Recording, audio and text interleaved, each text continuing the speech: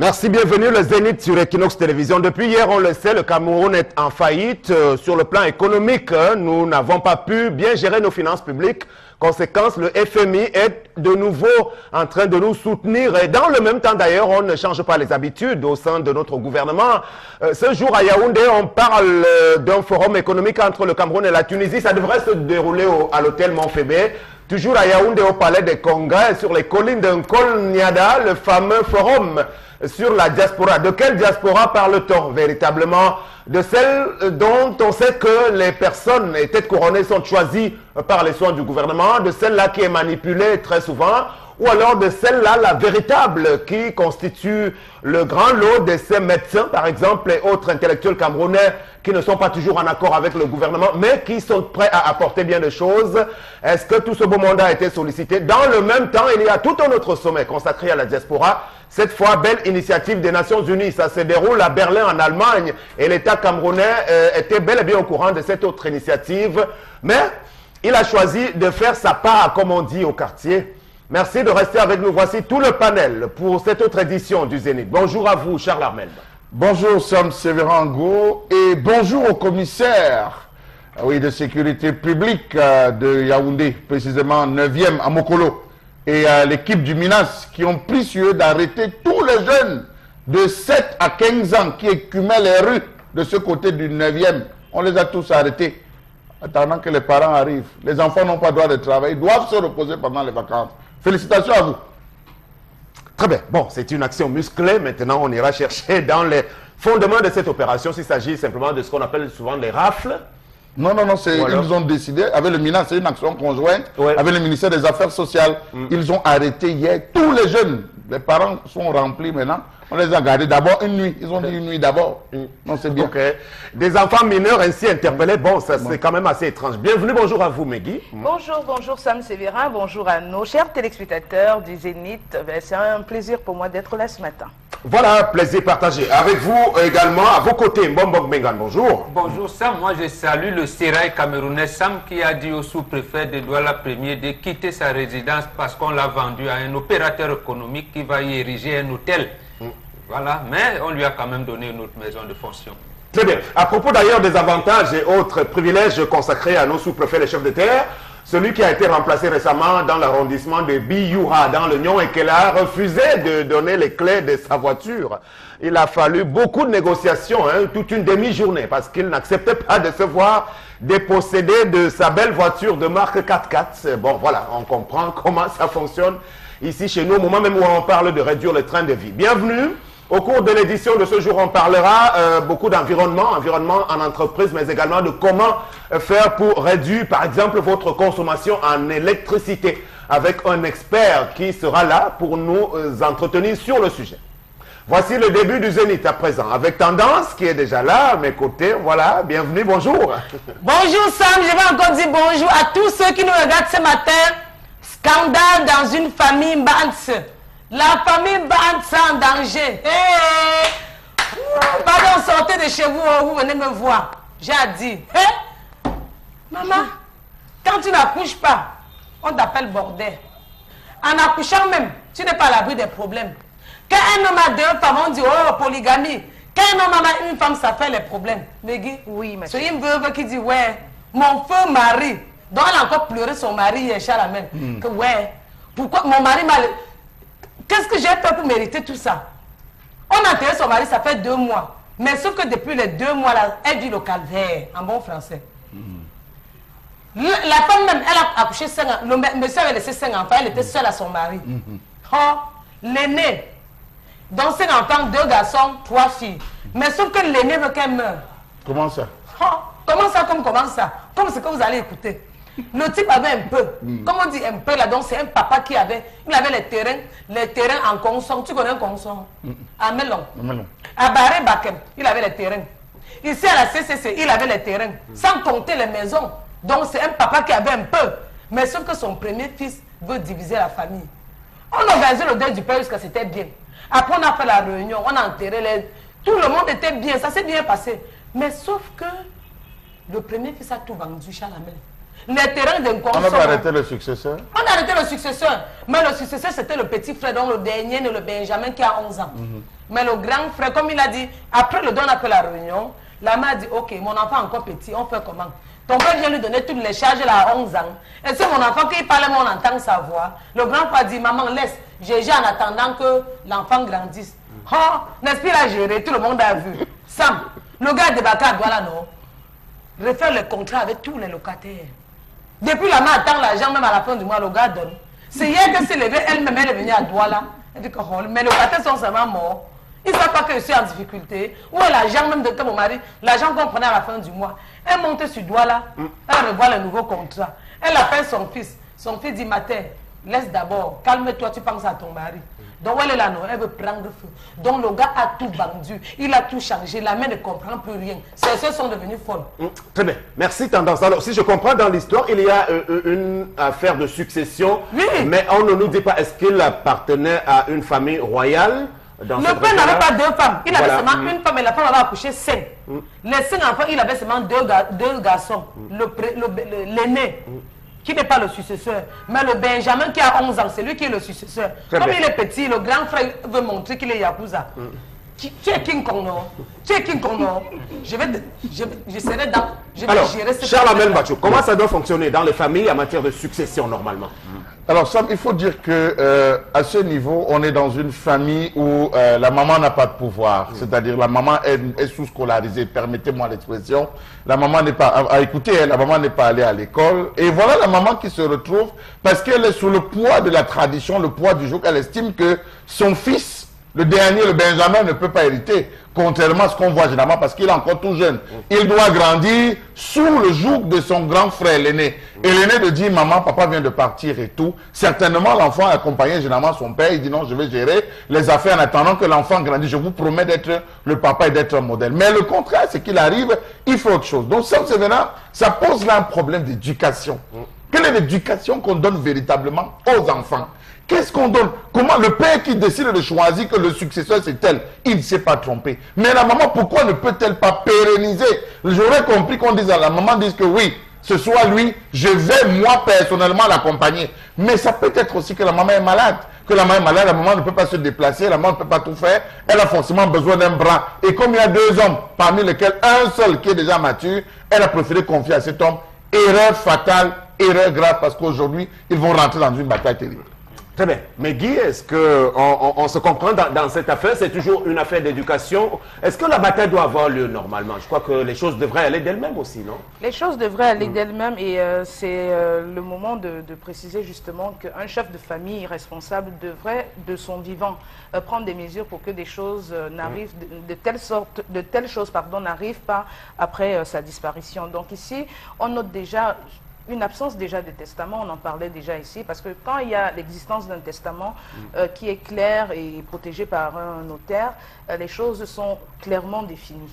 Donc on a déjà ce problème-là. Maintenant, on se retrouve dans une famille très traditionnelle où on respecte le principe de la succession. Le père a dit que voilà le successeur, et cet enfant qui se lève pour aller en travers de ce qui a été dit, je crois que cela relève déjà de l'ignorance, parce que tu ne peux pas t'accaparer des biens de toute une famille, sachant que la succession est comment je veux dire, établi entre, le partage de l'héritage est établi entre les enfants et la maman qui est usufruitière de fait. Donc on a déjà ce problème d'ignorance des préceptes juridiques de la part de ce garçon-là. On a la cupidité justement qui peut être révélée ici là quand quelqu'un décède, des gens qui sont cupides, qui s'en prennent à son héritage. On a également donc, comment je vais dire, ce garçon qui peut être poursuivi déjà par ses frères, il peut être poursuivi par ses frères, par sa mère. Et Charles Amel disait tout à l'heure que la maman devrait prendre les rênes. Quand on élève des enfants, ils grandissent, à un moment donné, on peut perdre le contrôle. Quand on a des enfants qui sont très caractériels, on peut perdre le contrôle. Comment une maman peut dire à son fils, écoute, ne prends pas, ne fais pas ceci, ne fais pas cela, quand il est déjà habité d'un esprit de cupidité, c'est impossible. Donc moi, je pense qu'on peut recourir à la justice pour justement lui reprendre tout ce qu'il a... Mais Guy, on voit un enfant, on voit dans le parcours d'un enfant, on sait qui est égoïste, qui est avare, qui est cupide, ça Oui, se lit parmi les enfants. Ça a été lu, et je crois que c'est pour ça que le père a dit que mon successeur, ça doit être tel. Mais on ne pouvait pas prévoir justement que le grand frère aurait cette réaction. Maintenant qu'il a cette réaction, ben, qu'on ait les réponses Très bien. adéquates. Alors, quand on a donc ce type de conflit, Mbombok, Mbengan, on doit recourir à qui à la fin pour qu'on puisse ramener de l'ordre? À la justice du village, ce n'est pas la justice officielle ou alors la justice positive qui règle ce genre de choses. Les choses sont bien matérialisées dans nos traditions. D'abord, c'est l'aîné. L'aîné ne succède pas véritablement. Et c'est vraiment à des rares cas. Ici encore, le testament, rien ne vaut. Ce n'est pas le testament qu'on laisse chez le notaire. C'est précisément là où la justice, disons, des Français ou alors de l'Occident est venue embrouiller. Le père a dit, c'est le Benjamin, et le Benjamin doit succéder. Maintenant, la seule chose là, c'est d'intimer l'ordre à l'aîné.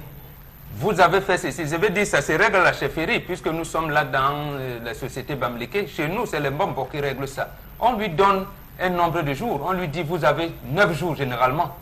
Venez régler. Vous venez, vous réglez pas ça, vous mourrez. Ou alors, si on ne veut pas vous perdre définitivement, on vous lance un sort. Parce que nous avons notre justice en réalité dans nos traditions qui règle ces problèmes-là. Mais ici, je comprends également que la maman ne veut pas porter l'affaire à la chefferie précisément parce qu'elle a dit, mon mari et moi, nous avons élevé nos enfants, nous voulons qu'il ait, nous voulons. Et ça en va donc embêter, ce qui va faire que ce garçon cupide, mais risque de profiter si on va en justice. Parce que là, on va faire ce qu'on appelle jugement d'hérédité. Où on va donc, on ne va plus respecter l'orientation donnée par le chef de famille. On ne va plus respecter ça si on va en justice. Tout le monde aura une part égale. Donc, tendance de plus en plus, on assiste à ce type de cas où on a affaire à un enfant délinquant qui veut s'arroger la succession alors qu'il n'en avait pas le droit. Sam, oui. Tu me vois fermer les yeux comme ça, c'est parce qu'elle est trop consolée la mère là hier.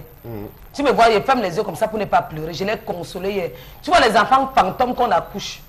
Quand tu accouches, on dit que tu pouvais accoucher. Maintenant, voilà ce qu'on accouche. C'est que vous allez faire, nos chers parents, faites le testament dès maintenant parce qu'on ne connaît pas le jour ni l'heure. Moi, j'ai dit à mes enfants que ne travaillez pas parce que vous comptez sur mes biens. Hein. Non. Chacun se bat pour son avenir. Mon argent, c'est mon argent. Les enfants qui sont là, ils ne foutent rien.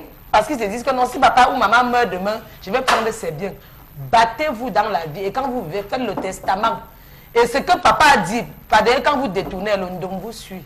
Si tu es sage, si tu es sage, si tu peux écouter mes conseils, pardon, rappelle les gens chez qui tu as Même quand il y a le testament, est-ce qu'on le respecte? On ne respecte pas ça, c'est ce que je voulais dire. Même les gens qui déchirent le testament, si tu es ça, écoute mes conseils. Et ton père était notable à la chefferie.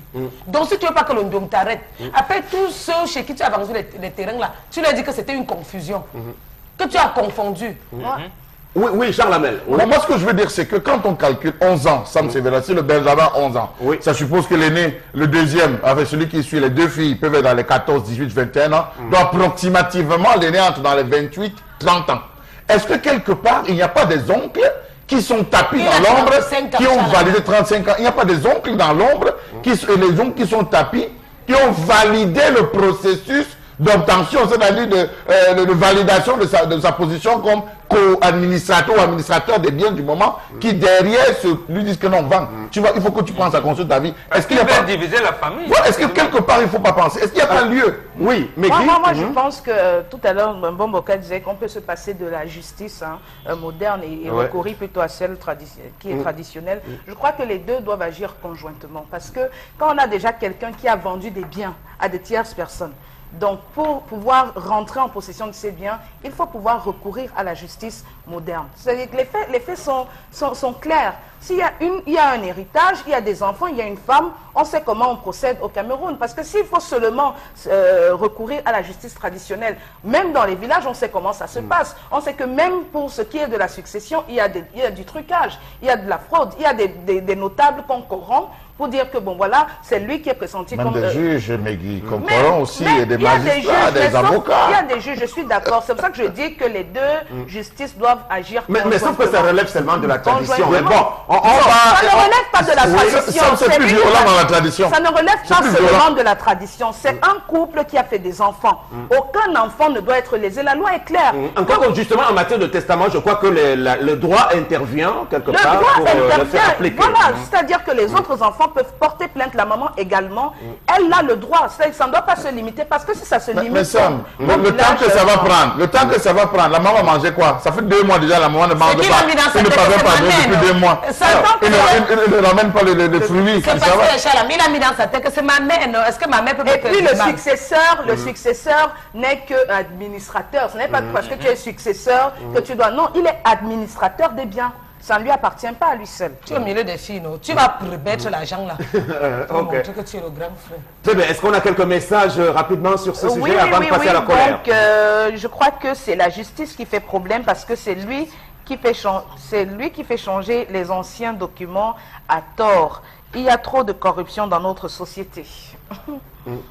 Donc, un autre message qui nous dit pourquoi le père n'a pas confié la succession à l'aîné? Il avait vu son voyoutisme, son irresponsabilité, sa cupidité. Très bien.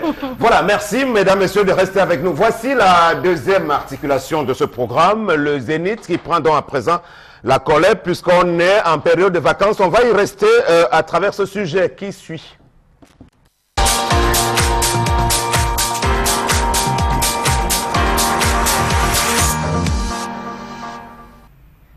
Je m'interroge ce jour sur la question de la gestion des vacances scolaires par les jeunes. Lorsque le temps des vacances arrive, les taximens pleurent, les bensikina pleurent, les sauveteurs pleurent, parce que la rue est envahie, parce que les marchés sont envahis par ces jeunes fonctionnaires. Je me demande à quoi est-ce que jouent les parents, les encadreurs, les chefs d'entreprise dans le processus d'occupation des jeunes pendant les grandes vacances. Comment comprendre le fait que carrefour, marché, rue, avenue, axes lourds et différents péages des axes routiers soient occupés intensément par les jeunes dès la prise des vacances? Comment comprendre ces enfants adultes qui, au lieu de se reposer, vont dans la sauvette pour aider leurs parents démunis à assurer la rentrée scolaire prochaine? Où sont les parents géniteurs de ces enfants qui écument les rues? Quelle est devenue la notion de planning familial? Pourquoi trop accoucher et fuir les responsabilités à la fin? Quels sont les degrés de responsabilité des parents de ces enfants? Quelle est la responsabilité du ministère des Affaires sociales avec tous ces enfants qui écument la rue des élèves? Que dire alors du ministère des enseignements secondaires et de base à propos du décrochage scolaire qui s'opère pendant les vacances?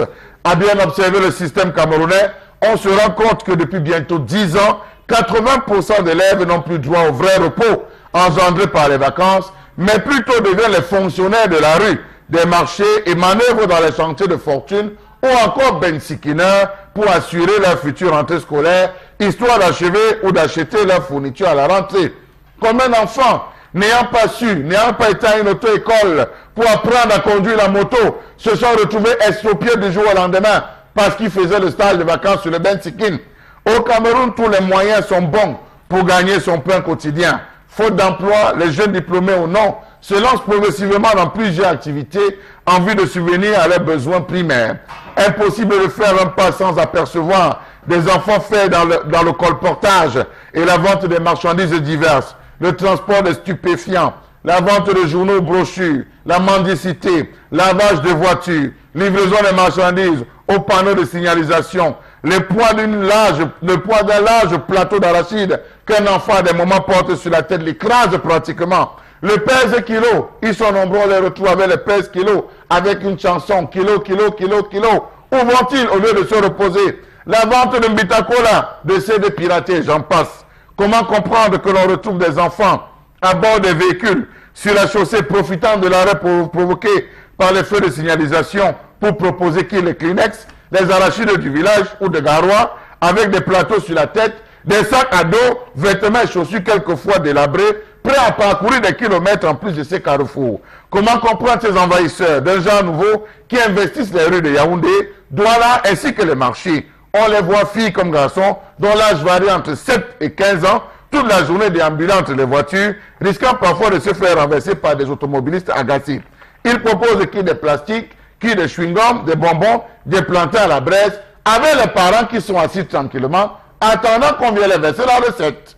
Voilà, dans les images d'illustration à votre site, Charlamel, il y avait bel et bien les représentants de l'UNICEF, donc les Nations Unies, qui normalement ne reconnaissent pas le travail des enfants, des tout petits. Je ne sais pas si tout cela est bel et bien respecté ici chez nous au Cameroun.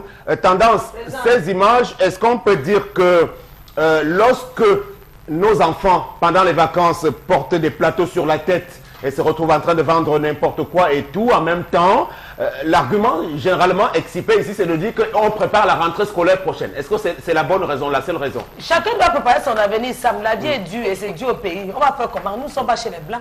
Si un enfant ne vend pas les arachides, il va faire comment à la rentrée? Donc même les enfants qui viennent en vacances, quand vous arrivez là, vous tapez 2 semaines, le temps de regarder, de connaître la ville. Quand on vous donne les arachides, vous vendez, vous avez votre caisse. Vous lancez par jour 200 francs ou 300 francs dans la caisse, ou 500 francs. À la fin, quand ça finit, on casse la même caisse, on paye les fournitures scolaires, on paye même la scolarité si possible, s'il y a possibilité de... Alors, donc tu penses que c'est bien, il faut maintenir ce travail. On va faire comment ça? C'est dur au pays. Donc tu vas prendre ton enfant de 7 ans, aller vendre. Charles Amel, ça dépend. L'enfant de 7 ans réfléchit. Je vais dire à mon enfant, c'est de l'eau glacée. Je vais te dire que va t'asseoir pour le péage. Je vais dire que va rester en route. D'abord, je t'apprends comment ça se passe. Parce que si demain je ne suis pas là, tu vas faire comment? Tu vas aller me voler. Ok, Samuel, les stratégies pour... Est-ce que tu es passé par là, toi-même, Tendance? Quand tu étais toute petite, on t'a fait porter les plateaux sur la tête à l'âge de 6 ans? J'ai vendu les bébés coquilles de ma grand-mère au Carrefour Casino. J'ai vendu les oranges. Je vais me compter quoi, laisser quoi. J'ai vendu l'eau glacée de ma mère. Ça me fait me rappeler. Non, c'est bon, maintenant tu es sur les zéniths. Merci. Maintenant sur les zéniths. Alors, parce que oui. Dans la vie, on va dire que oh, je suis Mouna Bobo, alors que tu n'es pas non. Pour ceux qui me connaissent, je vendais les beignets coquilles de ma grand-mère, je vendais les beignets haricots de ma mère. Je vendais la nourriture de ma mère. Tu comprends, non, Sam? Je connais comment on pile le tarot. Ma mère pilait le tarot et vendait. J'étais là. Je connais comment on écrase la sauce, nous, à la pierre. Je connais pas. C'est vrai que quelque part, ça permet de forger l'homme et la femme. Alors, Meggy, elle parle de Mouna Bobo. Ça veut dire les enfants de riches. Donc, bon, le travail dont on parle, ça concerne donc seulement les enfants de pauvres qui doivent se retrouver en train de porter les plateaux pendant la période des vacances. C'est pas qu'ils doivent, en fait, qu'ils sont quasiment obligés, contraints par les parents. Ce n'est pas une bonne chose, mais c'est une réalité que nous vivons. Alors, on a la période des vacances, on n'a pas été bête d'instituer cette période là où les enfants et même les adultes qui travaillent ont droit à des congés pour essayer d'évacuer un peu le stress et tout. C'est même très important pour la santé. Alors, on a ces enfants qui ont passé 9 mois d'école et qui, pendant les vacances où ils sont supposés se reposer, se regaillardir et tout, sont encore lancés dans la rue par des parents qui nous diront que oui, c'est dû à la pauvreté, c'est dû à la cherté de la vie, ils n'arrivent pas à joindre les deux bouts. Mais sauf que pour moi, c'est une aberration de voir des enfants de 6 ans, 7 ans déambuler dans la rue avec tous les dangers que ça comporte. Les voitures, les motos, certains qui se font cogner par des... Très bien, la faute à qui? Allons-y. Vous indexez qui? La faute déjà au gouvernement qui n'arrive pas à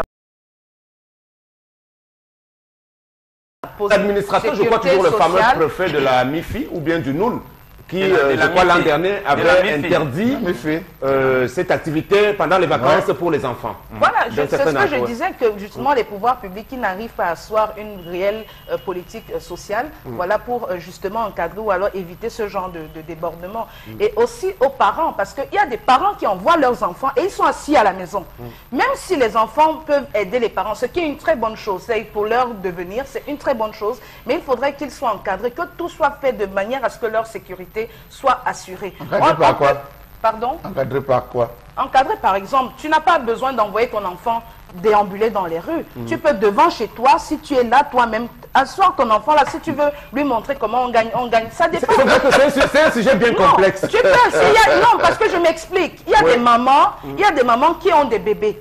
qui, en même temps qu'elles doivent garder leur progéniture, il faut bien pouvoir se débrouiller. Il y a des mamans qui sont abandonnées à elles-mêmes, même par leur mari, qui ne peuvent pas avoir 5 francs si ce n'est pas le mari qui leur donne. Alors, comment elle va faire si elle a un bébé à l'intérieur et elle a des enfants de 10 ans, de 15 ans? Elle veut bien pouvoir faire un petit métier pour pouvoir un peu aussi se sentir bien. Mais au lieu d'envoyer les enfants, elle peut justement devant sa porte, elle peut dire à l'enfant, écoute, reste là pendant que je m'occupe du bébé. Ça, c'est compréhensible, mais pas envoyer des enfants. Il y a des petites filles qui se font violer. Il y a des enfants qui ont été tués dans des accidents. Là, ce n'est plus normal. On prend l'avis d'un bonbon avant de sortir. Qu'est-ce qu'il y a lieu de faire? Sam, je vais prendre mon expérience, plus celle des gens de ma génération. Je commencerai par l'expérience qui a été publiquement, officiellement donnée par l'actuel délégué du gouvernement auprès de la communauté urbaine de Douala, Antonin Tonin. Il a dit, j'ai vendu les millions d'or. Il n'a pas vendu les millions d'or quand il était à l'université, parce qu'à l'université, il avait un peu de bourse. Il a vendu les millions d'or, effectivement, quand il était en 6e, 5e. Et il n'était pas, il avait 18 ans, il était très jeune. Nous tous, on a fait ça dans nos villages, Sam. Le problème, je comprends et je partage le point de vue de mes Quand ça devient une forme de maltraitance? Non, aussi, pas maltraitance. Effectivement, la maltraitance qu'on a, mais c'est que la ville, il y a des accidents en route, il y a un certain nombre. Nous, à notre époque, moi, à 7-8 ans, j'ai travaillé déjà. Donc, j'allais au cours élémentaire 2, mais nous, on cassait les palmistes qu'on allait vendre au marché périodique. On avait les marchés périodiques, c'est comme ça. Et les récoltes de ça, on donnait à papa et maman, ils préparaient. On allait faire ce qu'on appelle les jobs lorsqu'on est entré en 6e. C'est la saison cacaoyère, c'est en septembre prochain. Il y a une saison cacaoyère. On allait défricher dans les champs de cacao, faire le cocktail. Tout à fait. Moi, je suis passé par là aussi. Je me rappelle que nous, on vendait même des fagots de bois qu'on allait faire écouler dans des marchés. Bon, mais c'est vrai que ça n'avait pas une certaine forme de contrainte en même temps. Hein. On le faisait même un peu. C'est nous qui ne savions pas. En réalité, on nous formait à l'avenir. Le danger ici, c'est que nous sommes en ville et les bensikines qui peuvent cogner les enfants et en plus des problèmes qu'a soulevé. Ça relève même de l'éducation. Tout à l'heure, tendance à parler de Mouna Bobo. Mais non, on n'est pas forcément obligé d'être pauvre pour être éduqué de cette façon-là. Il y a des parents qui sont plus ou moins nantis, qui ont cette habitude d'envoyer leurs enfants à la campagne pendant les vacances. Moi, j'ai fait les champs. Je sais comment ça se passe. Ce n'est pas parce que je n'avais pas de quoi vivre, mais j'ai fait les champs. On sait comment on fait les champs. On allait cueillir les noix. On sait comment extraire de l'huile. Ça fait partie de la formation. Et c'est pas plus mal que ça. Si vous permettez ça, effectivement, la première fille de Barack Obama a fait son premier stage lorsqu'elle a eu 18 ans dans un restaurant où on lui a dit, tu n'iras pas un service commercial ou tout, tu vas servir, tu seras servante. Et on a même calculé jusqu'à ces pourboires qu'elle va gagner pendant les 2 mois de vacances. Donc, elle a commencé par... C'est important de ne pas laisser nos enfants à la facilité, de savoir qu'il faut faire un petit effort. Sam Sévérin, vous avez oublié qu'il y avait certaines personnes, quand on était tout jeune, qui vendaient les chewing-gums à l'école, qui vendaient aux heures de récréation les chewing-gums. Ça, c'était contrôlé. Les gens qui vendaient les caramels, qui vendaient les jeunes filles, qui faisaient les bonkas et tout ça, qui amenaient à l'école, on se plaignait à consommer cela, on réservait un peu pour faire la recette.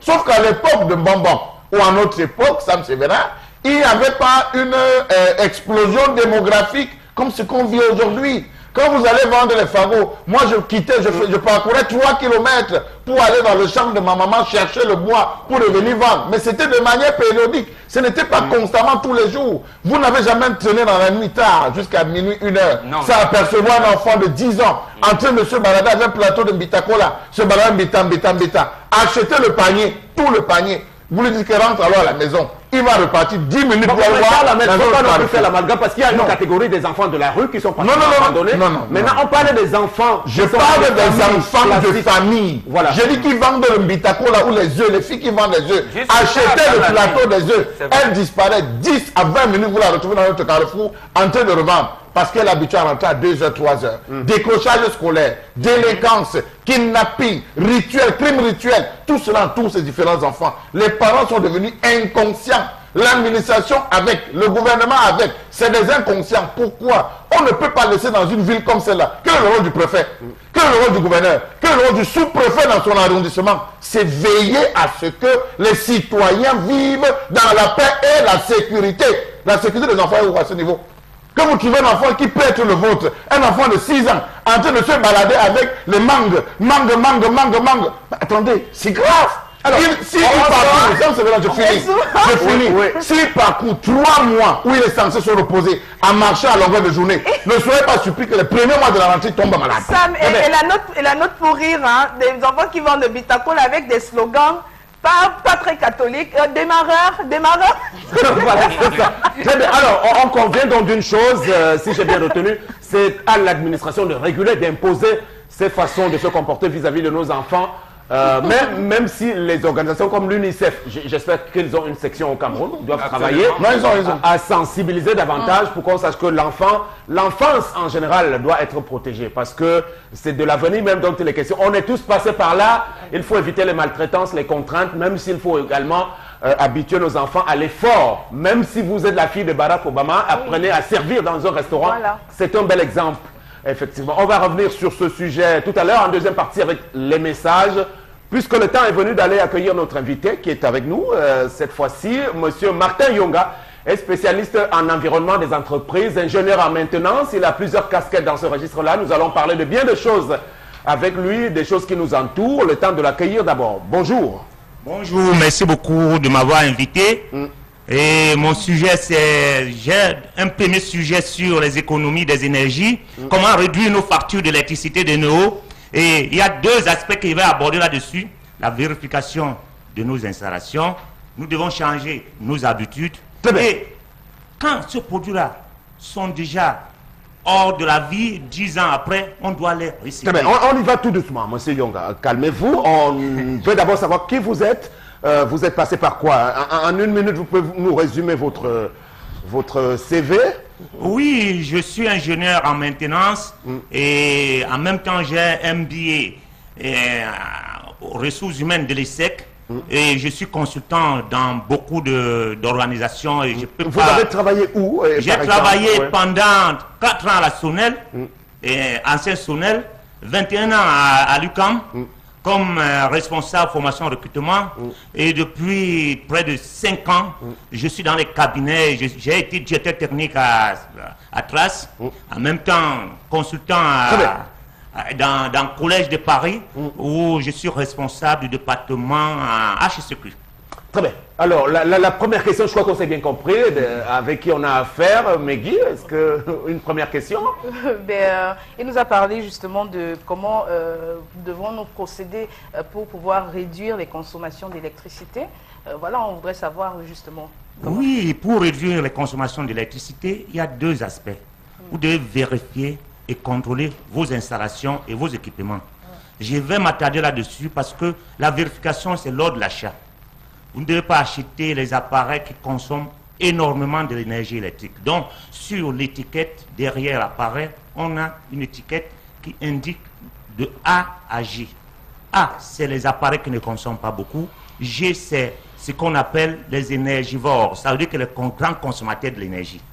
Exemple, oui. Exemple, 80%, puisque les pays occidentaux sont en économie d'énergie, on nous balance à la brocade tous ces appareils. En achetant, vous devez bien vérifier. N'achetez pas ce qui est du groupe. Ce qui veut dire que la plupart des appareils qui sont issus de la brocante sont la plupart du temps énergivores. Énergivores sont dans un circuit de recyclage européen. On les envoie et on les récupère pour nous les vendre. Donc la brocante est à déconseiller, pratiquement. Elle est à déconseiller généralement. C'est chaud. Et vous devez bien vérifier avant l'achat. Donc vous avez dit qu'on regarde derrière. Il y a l'étiquette là-dessus. Et sur cette étiquette, A, B, C, si c'est A qui est coché, c'est très bien. Mais vous verrez rarement les A. Peu importe l'appareil. Peu importe. Je vais alors regarder tous mes appareils parce que je suis fatigué de payer la lumière à 26 000. 26 000 francs, vous finirez même payer la lumière à 30 000 francs. Ou je vends la bio, je ne sais pas. Même les vendeurs de biens ne peuvent pas payer la lumière comme ça. C'est grave. Donc les gens, quand on trafique le compteur là pour réduire le truc, c'est... Ce n'est pas normal parce que je vais aborder sur le deuxième point sur... nous devons changer nos habitudes. Généralement, c'est l'analyse scientifique. Quand vous avez des lampes, une lampe à incandescence consomme 100 watts, mais vous avez une lumière que pour 10 watts. Donc 90% s'est transformé en chaleur. Ça va élever la température de la maison, les ventilateurs, vous allez le mettre, le climatiseur, vous allez mettre le climatiseur. Et tout ça, c'est les appareils qui consomment énormément de l'énergie. Alors revenons à la même typologie. Comment les reconnaître, la typologie de ces appareils-là? Parce que nous, autres clients un peu néophytes sur le sujet, comment faire? Parce que vous dites les A, AG et tout ça. Est-ce que c'est facile vraiment de faire? Non, c'est facile derrière les appareils. Quand vous avez un appareil, vous regardez derrière cet appareil, vous dites, je veux un appareil économique. Allez même pour les lampes, vous demandez une lampe en néon économique, le gars va vous vendre. Il vous dit ça, voilà la lampe économique en néon, la lampe fluorescente économique, il va vous les vendre. Alors, moi j'ai une autre question, celle que je vais poser. Alors, comment équiper sa maison? Parce que en Europe, lorsque vous entrez dans un magasin pour pouvoir faire des achats, des questions qu'on vous pose, qu'est-ce que vous faites? Comment équiper sa maison? Quels sont les outils nécessaires pour une maison avec des enfants qui vont à l'école? Quels sont les outils nécessaires qu'il faut pour pouvoir réduire véritablement le coût en termes de consommation? Ce que vous devez faire, généralement, je prends d'abord les lampes, là où les enfants doivent travailler, vous devez les équiper des lampes qui ne sont pas incandescentes. Les lampes néon les fluorescentes qui peuvent bien les permettre de bien lire. Je pense que c'est le premier cas.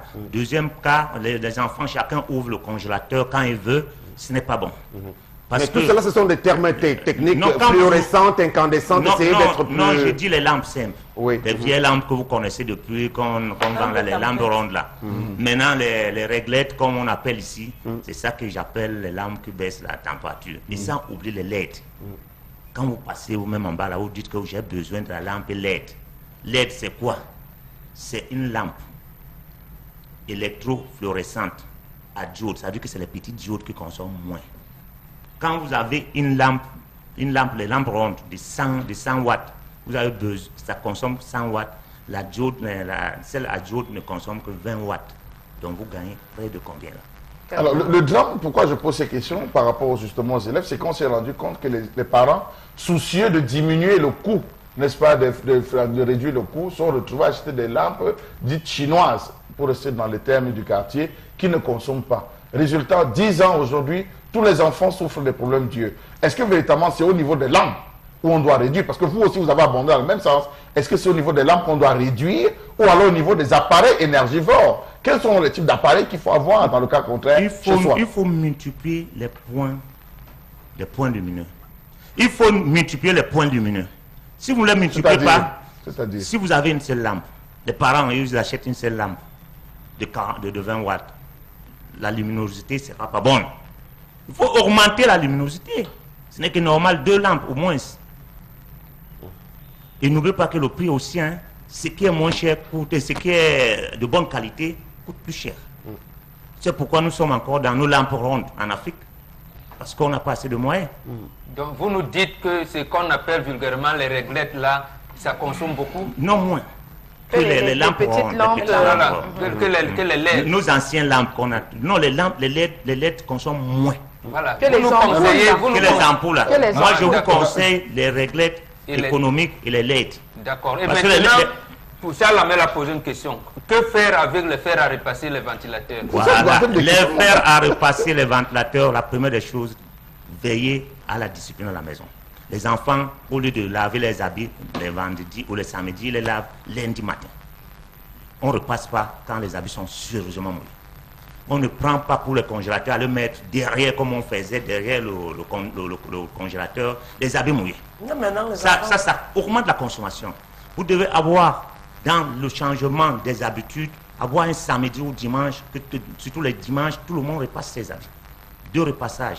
Et même en achetant votre fer à repasser, regardez aussi. Non, je prends la peine de regarder, rassurez-vous. Si ce n'est pas un appareil qui consomme. J'ai été victime. Sam Sévérin vous a posé cette question. Moi, j'ai été victime. Il n'y a pas de A ni de G. Ça n'existe pas. Nos amis de la brocante s'arrangent à effacer cela, à moins que ce soit matérialisé sur le plastique qui sert de coque. Mais je dis, si c'est matérialisé, c'est enlevé. Comment donc le savoir à l'achat? Comment mesurer l'ampère ou connaître à l'achat? Moi, au niveau d'aller à la brocante, si vous achetez un fer, moi, je conseille d'aller acheter là où il y a une garantie. Alors justement, intéressons-nous à cette question essentielle. Vous déconseillez la brocante qui est pourtant très très répandu de nos jours. Alors, ça veut dire que vous-même, vous n'avez pas suffisamment sensibilisé au niveau des politiques publiques pour qu'il y ait une limitation de l'entrée massive de cette brocante qui est davantage sollicitée. Puisque le neuf, comme vous le dites, aujourd'hui, un appareil électroménager, tout neuf prix, je ne sais pas, je dis n'importe quoi, chez Kenis ou à Arnaud, ça va chercher quand même entre les 300, 400, 500 000 parfois, au bas mot. Hein. Au niveau du pouvoir d'achat de la plupart des Camerounais, est-ce qu'on peut se les offrir, les neufs? Oui, mais si, quand vous achetez un appareil qui consomme assez, sachez que vous allez, la facture de l'électricité va augmenter. Mais il y a une politique, moi, je conseille. Vous branchez, quand on ouvre constamment un réfrigérateur, ça augmente la consommation. La meilleure façon, vous prenez votre bouteille d'eau bien fraîche pour toute la famille, peut-être jusqu'au retour des enfants. Vous ne devez pas prendre comme chez nous, si on prend une marmite chaude, on met dans le congélateur. C'est ça qui fait consommer aussi. C'est les habitudes et avoir une éducation familiale pour que tout le monde... Justement, comment bien utiliser donc son congélateur ou son réfrigérateur, tout simplement? Comment bien l'utiliser à la maison? Pour bien l'utiliser, évitez de l'ouvrir constamment. Vous ouvrez constamment, même votre maison climatisée, vous ouvrez 100 fois par jour, les fenêtres ne sont pas bien protégées, il y a les rayons solaires, vous n'allez pas avoir assez de fraîcheur. Oui, maintenant, Sam, je reviens sur la question de Sam. Oui, on va acheter là où il y a des garanties, mais nous, j'ai 80 000. Je veux m'offrir un réfrigérateur qui on ne peut pas me l'offrir. Non, quand vous avez 80 000, n'achetez pas les plus puissants. Achetez les moins puissants. Parce que quand vous achetez celui qui est très puissant, vous allez encore plus consommer. Généralement, quand vous voyez les mamans qui font peut-être quoi que soit le ginger, elles n'achètent pas ce qui est très puissant. N'achètent pas. Elles n'achètent pas ce qui est trop puissant, les parents. Donc, achetez ce qui est moins puissant. Très bien. Tendance. Je suis présente. Je voulais demander à notre invité comment ça se passe. Parfois, tu débranches tout. Tu débranches le congélateur, le ventilateur, tout. Mais quand tu branches le chargeur, le compteur tourne. Ça me dit quoi? Dans les chargeurs, le chargeur consomme de l'énergie électrique. Puisque c'est un petit transformateur électrique qui est dedans. Quand vous branchez votre portable, ça indique généralement batterie chargée, débrancher tout. Débrancher et le chargeur et votre portable. Parce que quand le portable reste en marche et même la batterie, c'est source des incendies aussi. Non, mais comment ça peut même endommager le téléphone. Pour rester dans la logique de tendance, comment expliquer qu'un téléphone tourne à la même vitesse qu'un ventilateur qui tourne? Parce que c'est ça aussi, c'est plus. Oui, non, est-ce que quelque part, les agences, ceux qui nous donnent, parce que c'est la même société qui, elle, nous donne les compteurs, définit le prix, organise tout bien relevé, on peut tout faire. Est-ce que quelque part, la quantité des compteurs n'est pas aussi à revoir? Parce que vous avez des chargeurs qui vont tourner comme des ventilateurs. Non, mais généralement, à la sonnelle, quand un compteur ne tourne pas bien, faites une déclaration. Oui, on vérifie le compteur aussi. Parce qu'il y a aussi même le compteur qui peut être défectueux. Et généralement, les gens déclarent, ça peut prendre le temps, mais on regarde. Monsieur Martin Yonga, vous avez été à l'UQAM et en général, il y a en matière de coupure de courant électrique, j'en profite quand même, les délestages intempestifs, surtout dans les quartiers difficiles, hein, parce qu'il faut le dire, c'est à tête chercheuse aussi, hein, cette affaire de coupure. Qu'est-ce qui justifie les délestages en réalité?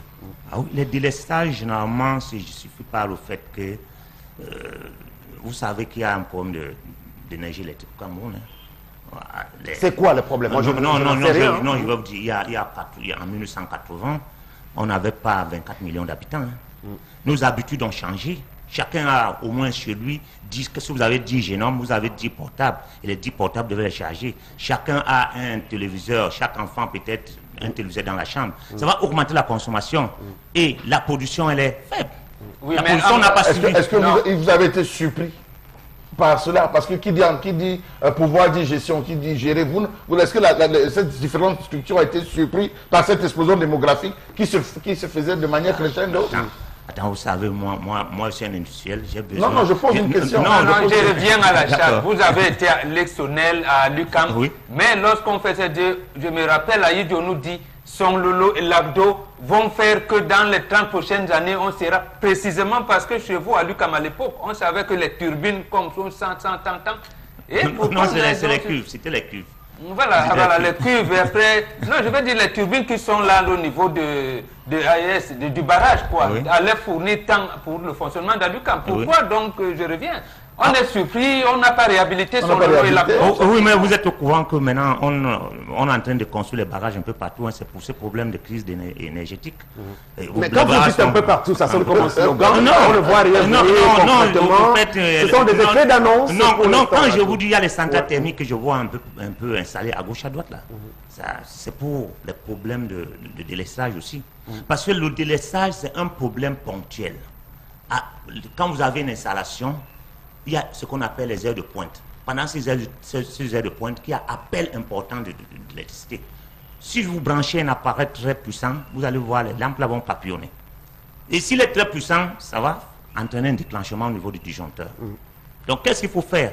Il faut dimensionner les installations. Et si vous n'avez pas assez d'énergie et vous tirez beaucoup, vous n'allez même pas avoir, vous n'allez pas tourner votre moteur. Alors, ma préoccupation, nous avons une ville comme Paris. Paris a 185 mini-barrages. Pas de barrages, je dis mini-barrages. Ça veut dire qu'ils ont procédé par un inventaire de leur réseau hydrographique et ils se sont dit, ici nous pouvons faire. Alors vous voulez dire qu'en 33 ans, on n'a pas pu prévoir qu'il pouvait, dans 30 ans, 33 ans, 34 ans, on aura atteint une population qui va atteindre le chiffre 2. Par conséquent, il faut prévoir X ou Y niveau. Ah oui, ce que vous avez constaté à Paris, et pour avoir fait Paris aussi, Paris n'a pas été conçu en un seul jour. On continue à construire Paris, progressivement. Et progressivement, à l'heure actuelle, quand vous voyez au Cameroun, il y a d'autres sources d'énergie que nous voyons, des panneaux solaires. Il n'y a pas, monsieur Martin Yonga, vraiment, libérez-vous parce que vous n'êtes plus à l'UQAM. Vous pouvez libérer votre parole. Il n'y a pas eu un échec des politiques en matière d'offres énergétiques au Cameroun? Non, au fait, un échec, quand vous parlez de l'échec, tout le monde fait le constat. Très bien. Tout le monde fait le constat. Oui, mais tout le monde fait le constat qu'on a des problèmes d'énergie à l'heure actuelle. Si vous avez une industrie que vous voulez faire tourner en plein régime, vous avez du mal. si on a donc des problèmes, il y a eu échec au niveau des prévisions. On n'a pas su prévoir. Les prévisions, parce que dans notre pays, ce n'est pas le même cas. Hein. Oh, mais attends, vous êtes mieux placé que moi. Très bien, voilà. Oui, mais Donc, oui, on a une préoccupation d'un téléspectateur. C'est Gobert qui demande à monsieur... est-ce qu'il y a des systèmes aujourd'hui qui peuvent nous faire quitter du solaire et des néos et chacun peut avoir de l'énergie gratuite? L'énergie gratuite. Non, l'énergie gratuite, il y a des projets à l'heure actuelle solaires et éoliennes. L'énergie éolienne. Mais l'énergie éolienne, c'est par le vent. Et si vous regardez bien, la carte des vents du Cameroun n'a pas les vents puissants dans tout le pays. Au nord Cameroun, sur les hauts plateaux. Et l'énergie, on peut avoir du biogaz à moins de coût. Vous avez le sissongo et tous les déchets domestiques. Et les gens utilisent. Je vous prends un exemple. Il y a les hôpitaux aussi au Cameroun qui utilisent du biogaz pour les laboratoires. Donc chacun peut. C'est pourquoi le problème énergétique, c'est un problème personnel et chacun doit s'investir là-dessus. Pour que chacun ait de l'énergie. Parce que quand je prends... S'investir de quelle façon? Non, quand je prends chez moi, quand vous arrivez au village, vous voyez que chacun a toujours le secours. D'accord. Il a parlé de la France. Quand vous arrivez en France, on est surpris de trouver que les gars ont des lampes. Les gars ont des bougies chez eux. Quand ils ont moins de coupures, monsieur Yonga, c'est un discours trop facile. On va sortir de cet aspect des choses parce qu'on sait qu'il y a un État et un pouvoir qui doit mettre en place des structures pour offrir de l'énergie. Et en cela, vraiment, on est très très en retard parce que vous avez non seulement Eneo aujourd'hui, l'ancien Sonel, vous avez EDC, vous avez la Sonatrel, toute une batterie de choses. Il y a même l'Arcel, agence de régulation. Donc ça fait au moins 4 mastodontes. Alors que les résultats sont très peu visibles sur le terrain. On va passer à l'environnement en entreprise pour les 10 dernières minutes. C'est ce dans quoi je voulais abonder. Aujourd'hui, la majeure partie d'entreprises se plaignent de ne pas atteindre le gap à cause d'un déficit énergétique. Beaucoup d'entreprises se plaignent de payer cher l'énergie. Pourquoi? Et toutes les politiques, en passant, il y a trop de politiques qui ont été votées par ASONEL, par Eneo, disant qu'à partir de tel kilométrage, pour telle personne, de telle consommation de kilowatts, pour telle consommation de X, les coûts vont être réduits. Mais comment est-ce qu'aujourd'hui, jusqu'à ce jour, les entreprises payent cher, pourtant elles ne gagnent moins, elles ne gagnent rien? Pour votre question... Vous avez bien compris sa Oui, préoccupation? non, j'ai bien compris sa préoccupation. Ouais. J'ai été chef de centre dans certaines régions et dans le contrat, si vous avez une puissance importante qu'on ne peut pas vous fournir, beaucoup d'entreprises ont des génératrices électriques. Il y en a beaucoup. Je prends l'exemple, allez à la Safacam. Ils n'ont pas grand-chose qui demande à une euro. Ils ont les groupes. Vous partez à la Sokapalme, parce que moi je suis consultant dans beaucoup d'entreprises là. Ils ont de leur énergie. Chez vous, si vous avez une boulangerie, les gars ont une source supplémentaire d'énergie. Parce que quand vous voulez produire et avoir des bénéfices, il faut aussi faire une prévention, une prévision chez vous. Mais n'est-ce pas, et AS Sonel avait prévu qu'il devait avoir des branchements spéciaux. Je me rappelle bien cette campagne. Améliorer le service pour les entreprises. Vous savez, monsieur Yonga nous fait de la langue de bois. Il veut toujours disculper l'entreprise qui fournit l'énergie au Cameroun. Bon, vous reconnaissez que AS Sonel avait fait cette promesse-là? Non, je ne peux pas. Je ne peux pas, même personne là. Moi, quand je fais, parce que j'ai aussi un contrat avec Noé, moi quand ils me disent que c'est ça, moi je fais dans l'analyse des risques. Quand vous avez une entreprise, vous devez faire l'analyse des risques. Et dans l'analyse des risques, tout ce que vous restez comme en énergie, vous allez rester sur votre chiffre d'affaires. Oui, mais quand la tension du courant baisse, ça augmente. Non, mais quand ça baisse, il y a le système de régulation de la tension. C'est comme chez vous. Quand vous avez, je prends l'exemple de l'écran plat, et que vous amusez de ne pas avoir un régulateur de tension, vous allez acheter un écran plat à 480 000, vous n'avez pas un régulateur de tension à 20 000. Attends, ça va partir. Très bien. Donc, à la limite, quand l'analyse des risques industriels, ça se passe.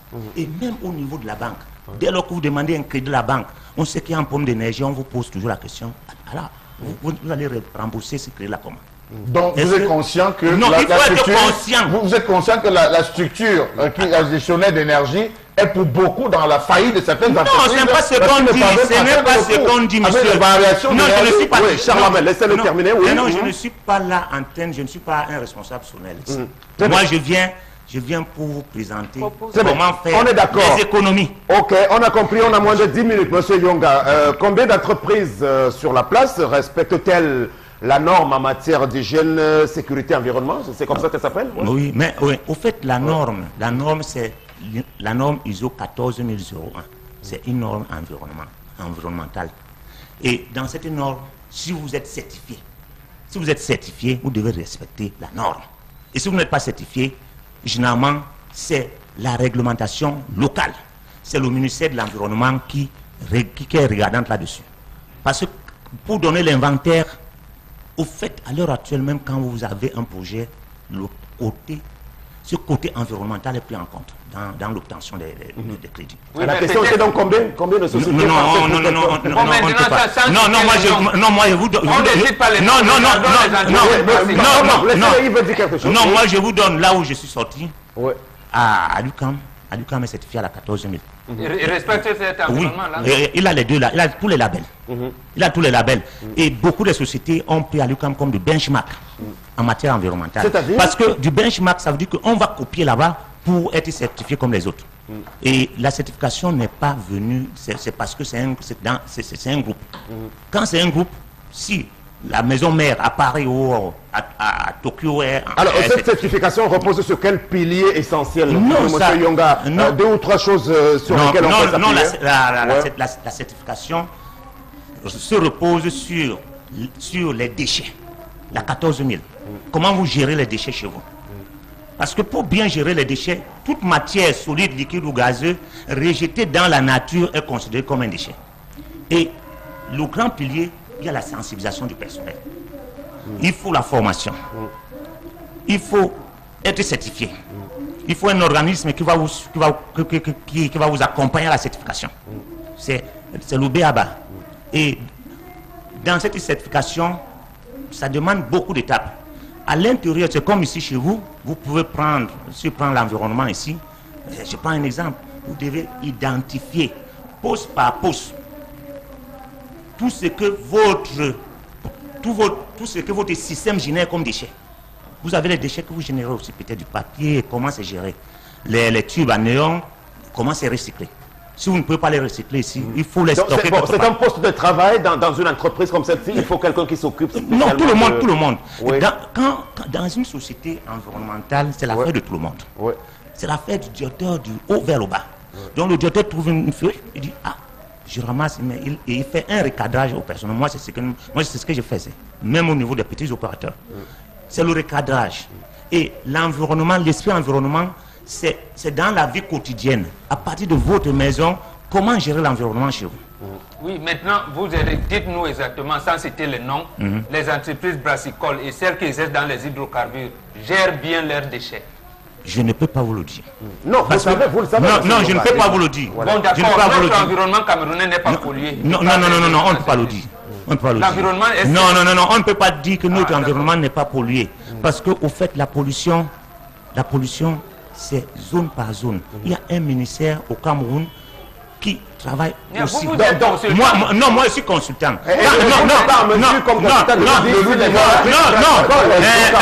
Monsieur Ango. Respectez la norme. Non, monsieur Ango, quand j'arrive chez vous, quand j'arrive. On parle pas de nous, on parle des grosses entreprises. Non, les grosses entreprises, quand vous passez, je prends les gens passer devant une entreprise, vous pouvez faire un constat des rejets.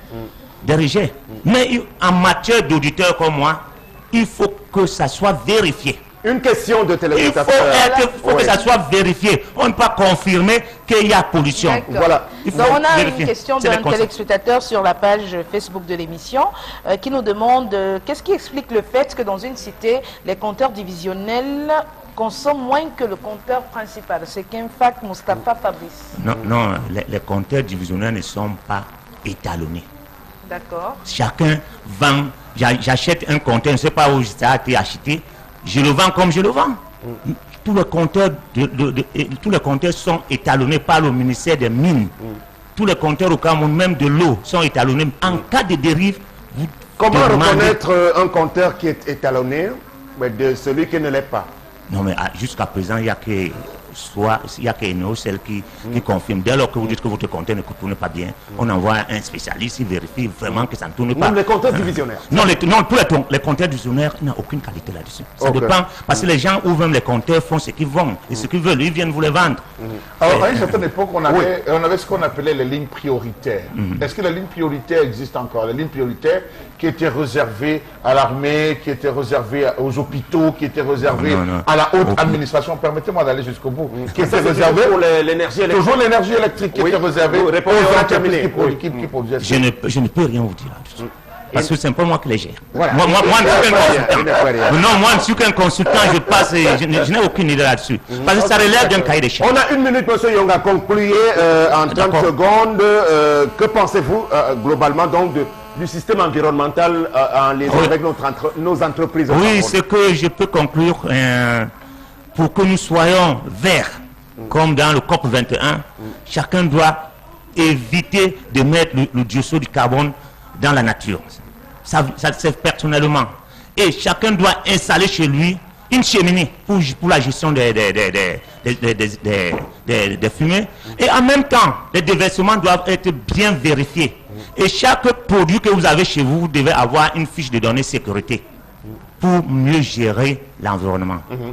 Et surtout en entreprise, c'est de la responsabilité du plus petit employé jusqu'au directeur. Il doit s'incliner pour ramasser un papier qui croise sur son chemin. Et puis l'utilisation des toilettes, il faudrait que les uns et les autres apprennent à appuyer sur la chasse d'eau lorsqu'ils rentrent dans les toilettes et qu'ils puissent ressortir en laissant cet environnement sain, il me semble. Voilà. C'est comme cela qu'on aura affaire quand même à une société un peu plus agréable à respirer. Merci beaucoup d'avoir fait un beau... Oui. On a l'école publique de mon village ensemble. Je te dis, c'est ma copine. Quand elle dit que c'est ma copine, ce n'est pas que...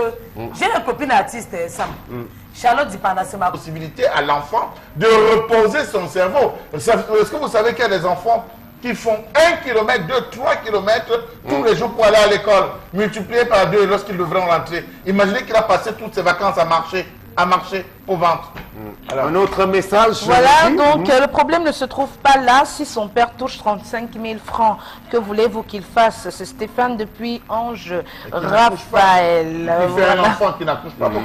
Voilà, je n'apprécie pas l'action du MINAT et du MINAS, car ce sont eux qui rendent la vie des Camerounais difficile comme ça. C'est parce que les parents n'arrivent pas à joindre les deux bouts. Mais je ne conçois pas qu'à l'âge de 5 à 10 ans, qu'on envoie des enfants dans la rue. C'est inadmissible pour moi. Mais même comme le cas de Rafle qui a été question à Yaoundé, non. On ne Ce peut n'est pas pas le laisser rafle, les enfants. hein. Voilà. Ce n'est pas On le ne peut pas rafle. laisser les enfants de 13 ans rester dans la rue jusqu'à tard dans la nuit. Ce n'est pas Attendez, possible. non, l'action s'est passée en journée. C'est des actions qui sont passées en journée. Hier, en journée, on a raflé les enfants. Tout cela, le sang payé a circulé dans toute la zone du 9e. Lorsqu'on trouvait, on te récupère avec ta marchandise. Alors, il y a certaines personnes qui, parce qu'ils connaissaient les enfants, ont alerté les parents que ton fils se retrouve au commissariat du 9e. Lorsque le parent arrive, on dit, monsieur, attendez. Bon, disons, si c'est dans le sens de réprimer le type de choses que nous réprimer. dénonçons, je crois que c'est une belle action. C'est-à-dire qu'en réalité, Absolument. on doit interdire le travail des enfants qui font dans... Donc, je crois que là... Les parents sont entendus sur les raisons. Les parents Les sont enfants entendus. vont manger quoi ça? Mais ça, quand tu envoies les enfants dans la rue, tu leur dis ce qu'il faut faire, ce qu'il ne faut pas faire. Tu dis, bébé, pour traverser la rue, non. Tu regardes à gauche et à droite. Qu'est-ce qu'ils trouvent dans la rue? Ils trouvent pas. Mais le problème- Qu'est-ce qu'ils trouvent dans Non, la le rue? problème, Les c'est fumeurs pas de le baraque, jeu. les enfants qui agressent, les Il agresseurs. ne faudrait pas qu'on fasse de la langue de bois. Il y a des parents qui sont extrêmement irresponsables. Aujourd'hui, on parle du travail des enfants. Même pendant les classes, moi, je vois des tout petits de 5 ans qui vont à l'école seuls. Qu'est-ce que les mamans font? Elles sont même si elles sont occupées, elles doivent trouver le temps d'accompagner les enfants et d'aller les chercher à l'école. Puisqu'on ferme les Eh, écoles, oui, avant, c'est ce Voilà. qui est mis moi, pour je entrer. vois des femmes qui sont cadres d'entreprise, qui sont archi occupées, mais qui prennent la peine. Elles ne badinent pas avec ça. Elles vont prendre leurs enfants à l'école, elles les amènent à l'école. Mais tu vois des mamans, elles sont là au quartier à papoter. Les enfants se sont livrés à eux-mêmes dans la rue. Après, tu vois une moto qui cogne un enfant, une voiture qui cogne un enfant, Voilà. et puis elle vient là pleurer. Voilà. Franchement. Très bien, donc de la responsabilité des parents d'abord, mais aussi si les pouvoirs publics peuvent commencer par des actions comme celle qui s'est déroulée à Yaoundé hier, ce n'est pas bien mauvais parce qu'il faut aller contrer cette série de travaux forcés. Je préfère appeler cela ainsi pour que ça puisse bien retentir. On a Travaux forcés en direction de nos petits-enfants, malgré tendance On qui accouche les enfants comprend pour quand la même main qu'on doit Parce que permettre aux enfants de... Moi, quand tu envoies l'enfant vendre, malchance alors si tu jettes l'argent. Quand tu vends, tu jettes l'argent, rentre alors à la maison. Voilà. Rentre à la maison, tu vois. Ou quand tu vends même, tu vois le gongo mille passé, tu achètes et que ta main a compté. Tu réfléchis comment tu vas faire pour rentrer à la maison, tu sciences. La même chose que Megui, tu as envoyé un enfant jouer écraser les arachides et que tu as mis la banane au feu. Quand l'enfant verse les arachides, il fuit. Il y a même des enfants qui font ce travail pendant les classes. Les classes. Parfois, vous arrivez dans un marché. Vous arrivez dans un marché, Il faut marché construire Noudedo, l'avenir. marché Kouloulou, marché Ndokpassi. Vous voyez une femme qui a couché son enfant sous le comptoir avec une chaleur. Vous vous posez la question, ça va Il n'y a me pas de bon Dieu, chaleur au pays, est-ce que ça, cet là. enfant a demandé? Non, mais c'est pas ça, Tana. Je ne rejette pas Un ça. enfant qui Non, est né mais- doit grandir dans de bonnes conditions. Ça aussi, quand même, c'est discutable. Aussi pauvre soit les Non, parents, c'est ses géniteurs. C'est discutable, c'est discutable. Moi, je ne peux pas, je ne trouve pas le moyen, vous comprenez, Sam, de tirer sur une maman qui est extrêmement démunie, qui a besoin de nourrir ses enfants, qu'elle puisse aller au marché vendre et avoir au moins son bébé à côté, même s'il est couché sur des sacs, au moins il est à côté Il est d'elle. à côté, oui, Il est à oui. côté d'elle. Elle n'a pas d'autre solution, Mais Charles. ça, l'autre Que enfant veux-tu de- qu'elle mais fasse? oui, mais ça, aux enfants Qu'est-ce que d'être tu veux sages. qu'elle fasse? Moi, j'avais les stratégies. Elle Quand n'a ma pas grand-mère me d'autre disait que solution. va vendre le maïs prune ou plantain prune brûlé. Quand j'arrive comme ça, si elle m'a donné une prune de vendre à 25 francs, il vend à 50. On peut même faire des enfants quand on a de l'argent, mais on ne sait pas ce que la vie nous C'est comme ça regarde. que je faisais les gars. Quand ma grand-mère dit, belle-mère, parce que j'ai le nom de la belle-mère de ma grand-mère, que belle-mère, les prunes, tu vends ça à 25, je dis oui. Le plantain, si tu vends ça à 50, elle dit oui. Quand j'arrive, je vends le plantain à 75 francs, je coupe 25, je mets dans ma caisse. Les prunes de 25 vend à 50, je mets dans ma caisse. Il faut les stratégies. Donc, il Tu faut les- avais le tu avais sens les du business depuis toute petite. Merci beaucoup de rester avec nous. La suite de ce programme, c'est à présent les réseaux sociaux. Vous savez, il y a beaucoup de choses qui se déroulent hein, Ah oui. dans les réseaux en ce moment concernant les hommes publics et les déclarations et les réactions des uns et des autres, d'où l'existence de cette rubrique avec vous, Megui. Qu'est-ce que nous avons au menu aujourd'hui? Alors aujourd'hui, nous avons au menu justement une actualité qui concerne le groupement interpatronal du Cameroun, le GICAM, donc qui verra son nouveau président élu demain. Ce sera jeudi le 29 juin 2017. Et donc les adhérents du groupement interpatronal du Cameroun sont convoqués en assemblée générale ordinaire et élective à l'immeuble siège à Bonanjo. Célestin Kamanou Tawamba serait donc probablement le futur président du GICAM, Carita étant le seul candidat à ce poste, voilà, sauf changement de dernière minute, on ne sait jamais. Donc voilà, il n'a pas cessé, Célestin Tawamba, de pourfendre la façon dont le Cameroun a négocié les accords de partenariat économique APE avec l'Union européenne. Et aujourd'hui, beaucoup estiment qu'il a quand même le profil pour ce poste. Bon, il a le profil, il n'a pas le profil. Disons que sur la forme, bon, il n'y aura donc pas d'élection. Ce sera comme dans le parti unique. On s'est entendu dans un consensus quand même. Bon, de là, je ne sais pas pourquoi les gens critiquent donc souvent le parti unique qui est au pouvoir aujourd'hui, parce que le RDPC qui a succédé à l'UNC, comment les hommes d'affaires du secteur privé au Cameroun n'ont-ils pas pu se mettre quand même en ordre de bataille autour de moins deux listes pour donner le sentiment qu'il y a de la démocratie là-bas? Il y a des stratégies qui sont passées, qui sont faites, des coups de fil qui passent, où on dit non. Hein, souhaite instruction, lorsqu'on essaye de voir, il faudrait qu'on laisse passer un X parce que par rapport à Y ou Z, ça se fait, Sam Severango. Où vous voyez, on s'arrange, on dresse tout pour qu'une personne passe. Tant on sait que ces différentes personnes ont été très amies. Très bien. Parlons donc de Célestin Tawamba et de sa liste sur laquelle, ou alors dans laquelle on retrouve quand même bien d'autres personnalités. Mbombong Bengan, vous avez madame la directrice générale de Orange Cameroun. Voilà, vous avez également un des représentants de la société Afriland First Bank qui représente l'APCAM. Il y a du beau monde là-bas. Bon, c'est un consensus, c'est vrai, il faut l'espérer. Bon, on parle donc de renationalisation d'abord du GICAM, à la suite déjà du français qui avait hérité de la tête. Pour embrayer, s'il te plaît, oui. Ça fait aussi l'objet d'une polémique, justement. Le français Armel François, voilà, qui était directeur intérimaire du GICAM. Les internautes se sont demandé comment est-ce que ça se fait quand même qu'un expatrié soit à la tête d'une institution telle que le GICAM. Ils ne comprennent pas. Est-ce que ce serait une réalité qu'on verrait de l'autre côté, voir un Camerounais à la tête d'un groupement interpatronal, par exemple, en France? Bon, disons qu'il était déjà membre du GICAM aussi, hein, puisque son entreprise est au Cameroun. Bon. Est-ce qu'on a pris trop de temps pour procéder au remplacement de André Fotso, qui est décédé quand même il y a quelques temps? Oui, un peu trop de temps quand même. Et ça relève à ce que Charles Lamère relevait tout à l'heure. C'est qu'il fallait des tractations, et même vous avez parlé de la directrice générale de Orange Cameroun. Il y a également la représentante des sociétés de transit, Mélanie Bell, par exemple. Bon, on peut louer, mais sauf que, c'est là le problème, effectivement, la majorité des entreprises sont des succursales des entreprises étrangères, Sam. Nous ne l'aurons pas. Justement, le GICAM aujourd'hui, c'est quoi? C'est un consortium de multinationales représenté au Cameroun, alors? C'est ça qui a même posé le départ de Onobiono à un moment en créant le MECAM et de Ayangma plus tard. Et précisément parce qu'il fallait premièrement que les entreprises camerounaises, parce que est-ce qu'il y a des entreprises au Cameroun? Bon, mais au moins ce qui semble être des hommes d'affaires camerounais devraient être à la tête du GICAM.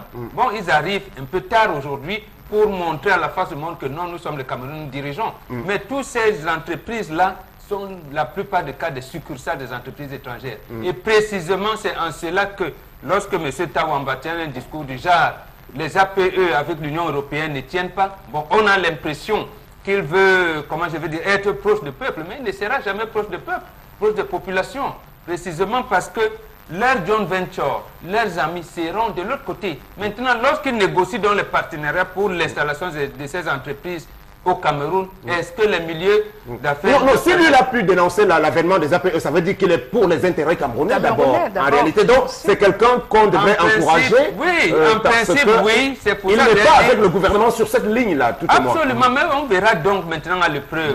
Puisque le DG, le directeur général d'Afriland First Bank, son patron, on peut parler des accords avec le Nigeria, par exemple, les accords, on verra donc qu'il aille à la pratique. C'est-à-dire qu'il bouscule, vous l'avez dit, qu'il bouscule les habitudes du gouvernement en leur disant non, Nous ne prenons pas, nous venons avec le Alors, Niger. Tendance, tu as connu André Fotso qui est mort, l'ancien président. C'était un grand capitaine d'industrie qui a fait beaucoup de choses. J'ai pleuré jusqu'à présent, n'arrive pas à l'oublier ça. Maintenant, c'est celui qui a la société là. La pasta, c'est lui, non? C'est bien lui, non? Oui, c'est lui qui a la société. Ah, voilà. oui. On dit que c'est le petit ami de Charlotte Dipanda, ton ami. Voilà. Qui a dit? Avant que ma copine me dise pas. Il ne te dit pas. Elle ne m'a pas encore dit l'autre là. Aussi dans Mais ça me regarde. médicamenteuse. Ce qu'elle voulait dire, non. Au Cameroun, même quand tu fais du bien, du tout, que tu fais du mal. S'il est au JICAM et qu'on sait qu'il peut travailler, parce que moi je lui dis, s'il sait qu'il peut travailler, il doit travailler. Travaille bien, mon père. Parce que les Camerounais aiment trop dénigrer. S'il est au JICAM et qu'il n'a pas de concurrent, pourquoi ne pas le laisser travailler seul? Maintenant, on vient dire que le blanc là, c'est un Chinois, Megui. Ou c'est un Libanais? Non, un Français. Le blanc qui était là, c'était là. Il était là. Il n'est plus là. Disons qu'il est toujours le directeur général des plantations du Haut-Pendja. Vous savez qu'il y a sa société. Ils vont se joindre pour faire les bonnes choses dans le pays. Donc, pour enlever les jeunes du chômage. Papa, pardon, recrute-nous les gens comme tu es JICAM là. Est-ce qu'il accepte l'état de vacances? Moi, je veux dire, non, il n'accepte pas. Je veux dire, Sam Sévérin, au-delà de la blague, j'ai un peu l'impression qu'on est en train de faire dans la flangonnerie. Non. Nous parlons d'une affaire sérieuse. Vis-à-vis de qui, flangonnerie? Non. C'est-à-dire, on donne un peu des fleurs. Nous parlons des accords de partenariat qui font perdre, qui ont déjà fait perdre près de 600 millions au Cameroun. Alors, on parle des gens qui vont venir avec leurs produits ailleurs parce qu'ils manquent déjà où écouler, ils veulent venir investir le marché camerounais avec leurs produits pour empêcher le pauvre petit cultivateur, le pauvre petit producteur, le pauvre jeune qui veut se lancer avec sa start-up à émerger. Aujourd'hui, on dit oui, je suis contre. Mais combien de Camerounais ont dit ce débat, on pourrait le faire lorsqu'ils vont prendre le pouvoir. Combien de... Avec qui il a constitué son bureau? Est-ce que c'est des gens qui ont des entreprises qui se C'est là où on les attend. C'est ça justement, Sam, pour dire qu'on arrête de dire. On les connaît nombreux qui sont entrés en disant nous allons changer si on va changer ça, mais qu'à la dernière minute, lorsqu'ils ont pris les choses, ils se sont inscrits dans la même logique de ces falsificateurs. Alors, quand le slogan de campagne de Célestin Tawawa, on a appris de la bouche de celui qui a toujours le poste de secrétaire exécutif, M. Batongue Blaise Alain, dont on dit d'ailleurs qu'il devra perdre son poste aussi parce que le nouveau président du JICAM devrait logiquement désigner un nouveau secrétaire exécutif pour cette fonction-là. Il a quand même dit que désormais, on doit partir d'un JICAM de proposition pour un JICAM d'action. Alors, l'action, c'est quoi? Ils vont faire quoi concrètement? Non, c'est là où vous avez donc dit qu'on va les attendre là. Voilà. Le tout n'est pas de dire APE, mauvais, on va. C'est là, cet axe qu'ils vont définir demain. On les attend justement dans leur travail sur la croissance des entreprises. C'est ça. Habitant sous plan d'ajustement structurel, on va voir ce qu'ils vont faire. On a d'accord de le bénéfice. Oui, tendance. Oui. Tel que moi, M. Tawamba Sam, je sens qu'il peut. Les gens m'ont dit qu'il fait la tarapou, je fais. Vous-même, quand vous faites la tarapou, on vous fait quoi? Papa Tawamba, tu peux. Je t'appelle même papa. Bon, de toutes les façons, si il y a eu un consensus qui s'est dégagé autour de sa personnalité en raison de ses prises de position parce qu'il était en porte-à-faux avec l'ancienne équipe dirigeante, ça voudrait dire qu'il a de la poigne, il faut aller l'attendre sur le terrain de ce qu'il apportera comme innovation essentielle. Mais moi, j'ai un problème avec cette affaire puisqu'on parle de patronat camerounais. Bon, ailleurs, on parle du MEDEF et il n'y a pas à côté du MEDEF quelques autres petits patronats. Au Cameroun, il y a une guerre des patronats. Parce qu'à côté du JICAM, vous avez ECAM de Potayama, Onobiono, vous avez même un nom de, je crois, Abaté. Lui-même a fait partie de l'ECAM. Tout à fait, donc... C'est précisément parce qu'on n'avait pas suffisamment intégré les PME au sein du JICAM. Et ce sont les PME qui ont 60% de la maîtrise de l'économie. Donc le JICAM va rester quand même toujours constitué des grosses entreprises. Des grosses entreprises. Ça, c'est ce qui me fait rire. Il y a certains journalistes qui sont contents. Quand on va les envoyer un reportage, ils vont dire que pardon, si c'est le JICAM, envoyez-moi pardon. Mettez mon nom, mettez mon nom.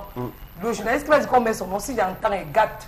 C'est quand même surprenant parce que justement, l'affaire sur Charlotte Dipanda, quand on regarde les deux sources qui se disaient ça et là, c'était que c'était justement en rapport avec cette élection qui se tiendra demain, qu'on est passé par l'artiste pour atteindre Monsieur Tawamba. Voilà. Bon, est-ce que c'est sa fiancée? Non. Bon, je n'en sais rien.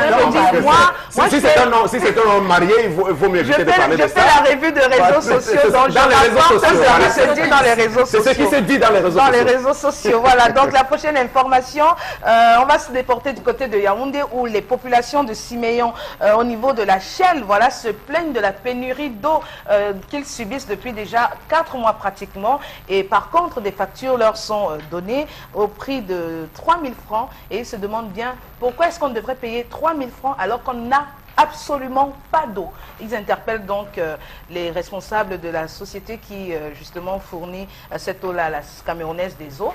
Ils voudraient comprendre ce qui se passe. Il faudrait bien que le ministre Basile Tanganakuna s'explique ça. Premièrement, qu'on a constaté, parce qu'on a dit le contrat des Marocains avec la Camerounaise des eaux ne sera pas renouvelé, certes, mais sauf que les Marocains ont dit que l'État de Cameroun leur doit 40 milliards de francs. Ça veut dire que l'administration publique ne règle pas ses factures d'eau. Et on laisse couler les robinets sûrement comme n'importe comment. Mais on voit donc pourquoi les pouvoirs publics sont embêtés, ne peuvent donc pas justifier pourquoi les populations n'ont pas d'eau. Ça veut dire qu'ils ne peuvent pas, c'est-à-dire imposer à la Camerounaise des eaux et à Kamwata de faire une distribution d'eau de manière efficiente. C'est pour ça qu'on les laisse dans cet état. En tout cas, les pénuries d'eau à Yaoundé, c'est comme à Douala, notamment autour des quartiers de Douala 5e qui vivent pratiquement sans eau. Yaoundé, c'est bien connu, hein, de façon séculaire même. Toute la zone qui va après Omnisport, Ngousso, Nkolfoulou jusqu'à Soa, là-bas, on ne vit que de fourrage. En réalité, les gens marchent avec des bidons dans leurs véhicules pour la plupart des cas. Donc, si vous évoquez le cas de Siméon aujourd'hui, je crois que c'est quelque chose qui est bien connu. Mais c'est dommage parce qu'on parle quand même de la capitale politique. Il y a de nombreux quartiers, ça ce n'est qu'un cas isolé, il y a de nombreux quartiers où on a fait des branchements. Les gens sont allés s'acquitter de leurs frais. Ils ont attendu, l'eau n'a jamais coulé, sinon que le premier jour, il y a des rares occasions, l'eau essaye de couler. Donc j'estime, Sam, que c'est un véritable problème, le fait pour les populations de ne pas avoir de l'eau. Ça va les pousser à aller consommer, je ne sais pas quel genre d'eau. Allez du côté des brasseries du Cameroun, vous allez vous rendre compte combien de personnes vont puiser là-bas, vont avec des seaux, sans pour les citer. Ce n'est pas de la publicité qu'on fait, mais pour dire que le problème d'eau est criard. Regardez dans les quartiers où il y a des forages, où les gens se battent à mettre des petits forages. Regardez comment les gens accourent le soir lorsqu'on ouvre pour qu'ils puissent se ravitailler. Non, c'est grave. Mais ce qui est quand même étrange, c'est qu'on se plaint de la pénurie d'eau. Alors, qu'est-ce qui se passe? Est-ce que la Camerounaise des eaux est incapable de fournir de l'eau parce qu'il manque d'eau? Parce qu'aujourd'hui, tous les immeubles pratiquement modernes sont dotés d'un forage. Alors, si ces immeubles-là réussissent à couvrir les besoins en eau de leurs locataires et tout, pourquoi est-ce que, je ne comprends, je n'arrive pas à comprendre, pourquoi est-ce que la Camerounaise des eaux ne peut pas justement aller à la source, même la même source que ces forages pour le cas il y a eu des projets, 80 Colavino et tout ça qui ont été précisément parce que les anciennes installations des dépôts des années 70 sont devenus vétustes. Donc, en fait, c'est les installations qui sont... Premièrement, les installations, effectivement. Maintenant, on n'a pas maîtrisé la population qui accourt en ville. Merci beaucoup, Mbomok. On va sortir cette information pour aller accueillir notre premier invité promo, puisqu'il y en a une bonne partie qui sont là parmi nous dans nos couloirs. Mais pour conclure avec cette question d'eau, c'est d'abord l'affaire d'une politique publique mal menée et des mauvais choix des responsables, parce que vous ne pouvez pas enlever quelqu'un qui n'a pas fait des résultats à la tête de Kamwata. Plus tard, vous le mettez en même temps ministre de l'eau et de l'énergie et vous attendre à ce qu'il y ait des résultats. Donc, ça ne tient pas compte des compétences. Il n'y a pas d'obligation de reddition de comptes. On est dans une république où on ne s'attarde pas sur ce type de détails.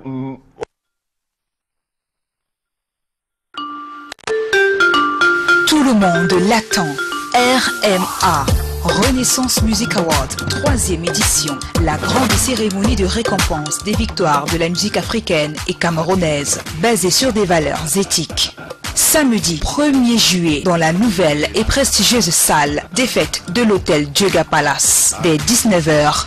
Spectacle, tombola, grand défilé de mode, remise des awards, Renaissance Music Awards, une soirée black and white.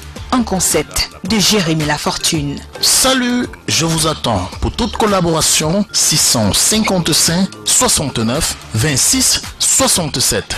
243 250 488.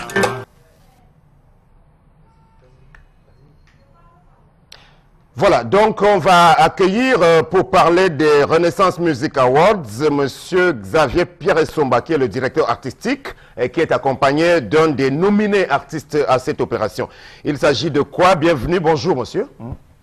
Bonjour, bonjour à toi Monsieur Yango. C'est un plaisir de nous accueillir ce matin dans le cadre de votre belle émission et dans votre chaîne de télévision pour parler de cet événement majeur que tout le monde attend à Yaoundé et dans tout le Cameroun désormais, c'est les Renaissance Music Awards. Alors, Renaissance Music Awards, vous nous parlez donc de ce concept, comme vous le dites, qui est très attendu à Yaoundé. Bien entendu, les Renaissance Music Awards, c'est un événement qui valorise l'éthique, qui valorise les artistes, qui promeut l'éthique dans leurs chansons. C'est un nouveau concept, c'est la 3e édition. Effectivement, on est parti pour établir une forme de censure, pour permettre justement à la musique camerounaise de retrouver ses valeurs d'antan, ses valeurs léguées par les anciens, ces valeurs qu'a prôné bien entendu l'artiste Bendeka, qui devra d'ailleurs recevoir le prix spécial de cette édition. Nous allons l'honorer. Et il est donc question justement de primer ces artistes-là qui continuent, et ces jeunes aussi, qui continuent de valoriser l'éthique dans leur musique. D'ailleurs, le thème de cette édition, c'est valorisation de la musique camerounaise pour une société émergente. Vous comprenez que, effectivement, les Renaissance Music Awards viennent redonner des lettres de noblesse, une valeur importante à la musique camerounaise. Très bien, donc vous parlez donc de ce nouveau concept qui a trait à ce qu'on peut appeler le contenu des musiques aujourd'hui. Il me semble que c'est à cela que vous voulez apporter une nouveauté, une certaine originalité, parce que partant d'un constat, le constat selon lequel il y a eu, semble-t-il, monsieur Essomba, quelques dérapages dans certaines chansons depuis ces derniers temps. On ne dira pas quelques dérapages. Ouais. On va dire depuis beaucoup d'années aujourd'hui, la musique camerounaise, ou si vous voulez la chanson camerounaise a perdu une certaine valeur.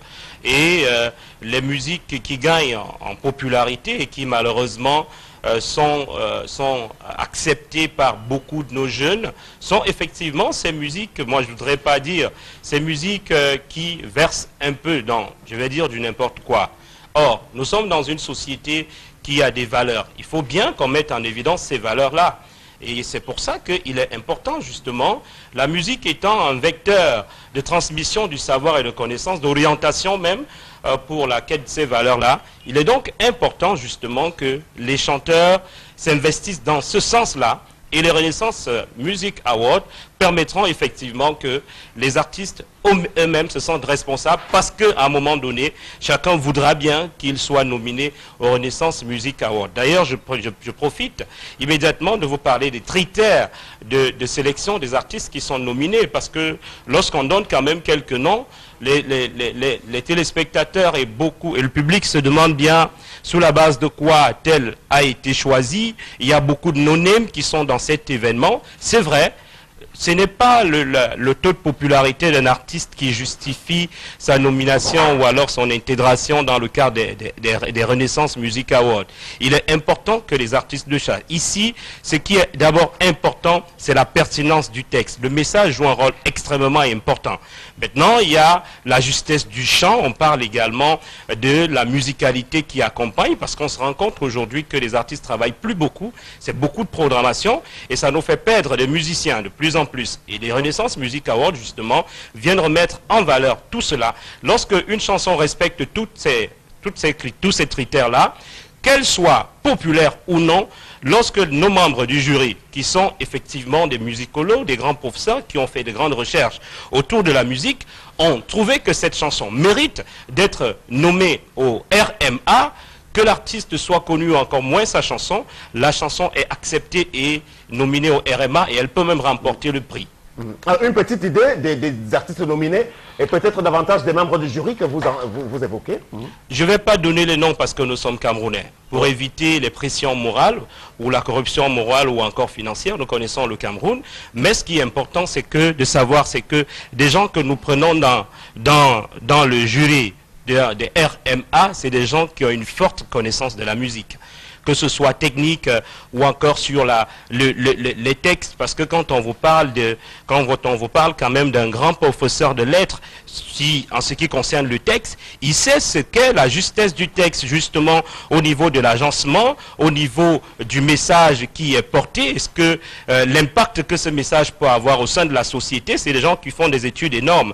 Vous parlez des nominés. À côté de moi, j'ai Junior Yango, qui est nominé dans la catégorie chanson Makossa. Il faut rappeler ici que les Renaissance Music Awards, c'est de cette troisième édition qui aura lieu le 1er juillet, donc samedi à l'hôtel Djega Palace, la plus belle salle de fête de Yaoundé. Bien entendu, il est nominé dans la catégorie chanson Makossa 2016, à côté de Daphné, qui a fait une belle chanson avec Bendeka. Vous avez également d'autres catégories comme Révélation de l'année 2016. Vous avez Lucky Plus 2, Tao, il y a le jeune Soumi, vous avez également Artiste de l'année, Dynastie, le Tigre, Loco, Mister Léo, Richard Amougou. On va prendre... Alors, Xavier, est-ce que tu permets, puisqu'on est à la fin du temps qui vous était réservé, juste un mot de la part de Junior Yango, voilà. Est-ce qu'il peut prendre le micro et dire ce qu'il pense de cette opération, comment il a accueilli d'ailleurs sa nomination? Merci, bonjour. Merci bonjour, de me passer, oui, parlez plus fort. Merci de me passer la parole. Pour moi, c'est un honneur déjà d'être nominé. Et j'encourage ce genre de concept parce qu'aujourd'hui, il faut que notre musique essaye qu'il y ait beaucoup d'événements comme celle-ci pour pouvoir amener les jeunes à travailler dur et surtout aussi avoir des tests aussi qui peuvent aussi conscientiser ou encore apporter positivement dans la vie de tous ceux qui nous écoutent, quoi. Donc pour ma part, je suis partant et je remercie RMA qui a sollicité, qui a voulu que je sois nominé à cet événement et je le tiens un coup de chapeau et je dis merci. Voilà. Je dois dire bon vent et j'espère que je remporterai un lot. Très bien, on termine rapidement, 30 secondes avec vous Xavier, les partenaires, les sponsors, vous les avez finalement autour de l'opération? Pas assez. Nous savons chaque fois que un événement s'oriente dans le cadre de la conscientisation. Les gens n'épousent pas tout de suite le concept. Malheureusement, ce sont les réalités du Cameroun. Mais on va quand même dire que Camtel nous a fait confiance cette année. C'est d'ailleurs le sponsor officiel. On va également saluer le Black and White qui nous accompagne depuis la première édition.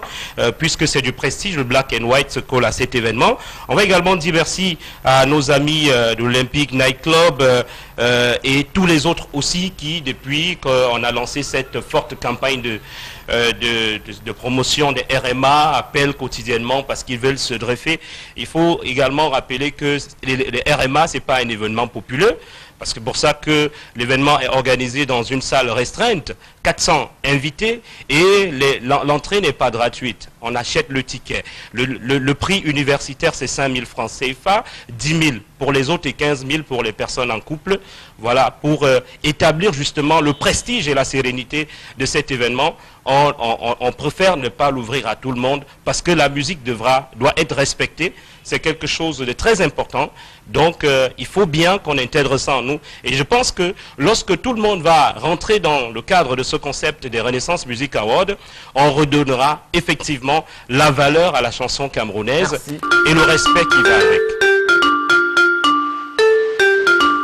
Tout le monde l'attend. RMA. Renaissance Music Award, 3e édition, la grande cérémonie de récompense des victoires de la musique africaine et camerounaise, basée sur des valeurs éthiques. Samedi 1er juillet, dans la nouvelle et prestigieuse salle des fêtes de l'hôtel Djega Palace, dès 19h. Spectacle, tombola, grand défilé de mode, remise des awards, Renaissance Music Awards, une soirée black and white.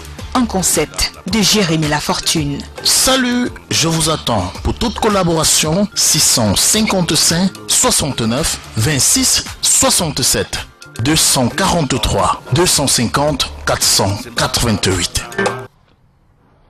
Voilà la suite de ce programme, le Zénith de ce jour avec la prochaine rubrique.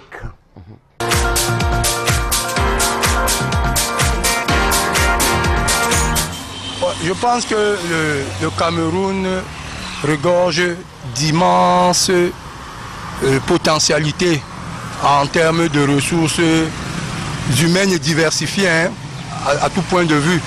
Donc, de mon point de vue, s'il faut que le Cameroun change et atteigne d'ailleurs l'émergence dont parle le chef de l'État pour 2035, il faut simplement qu'on mette des valeurs humaines, n'est-ce pas, à des postes de valeur. C'est-à-dire que qu'on mette les gens qu'il faut à la place où ils doivent être. Et c'est tout. Et le Cameroun ira. Merci.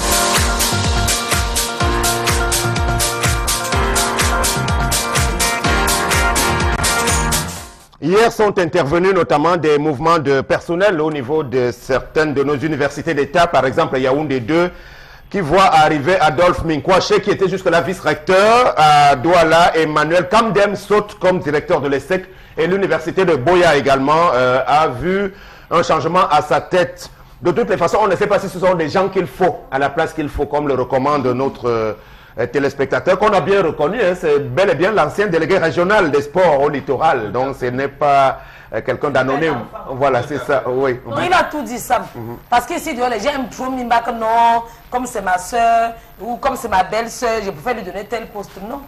Donner à César ce qui appartient à César. Avec ça même, nous, on va progresser dans ce pays. Pas que tu vois là que peut-être tu sois avec un gars, sa soeur ne connaît rien fait. Tu la prends, tu mets au poste parce que c'est ton bon gars, non. Donner à César ce qui appartient à César. Moi, ce que je ne peux pas faire, dire que je ne peux pas faire, je reste de mon côté. Oui, ça, moi, je pense que je ne partage pas son point de vue. Parce que moi, je constate que ce qu'il y avait à faire, le régime en place l'a fait. Ce qu'il faut faire pour élever le Cameroun, ce régime ne peut plus le faire.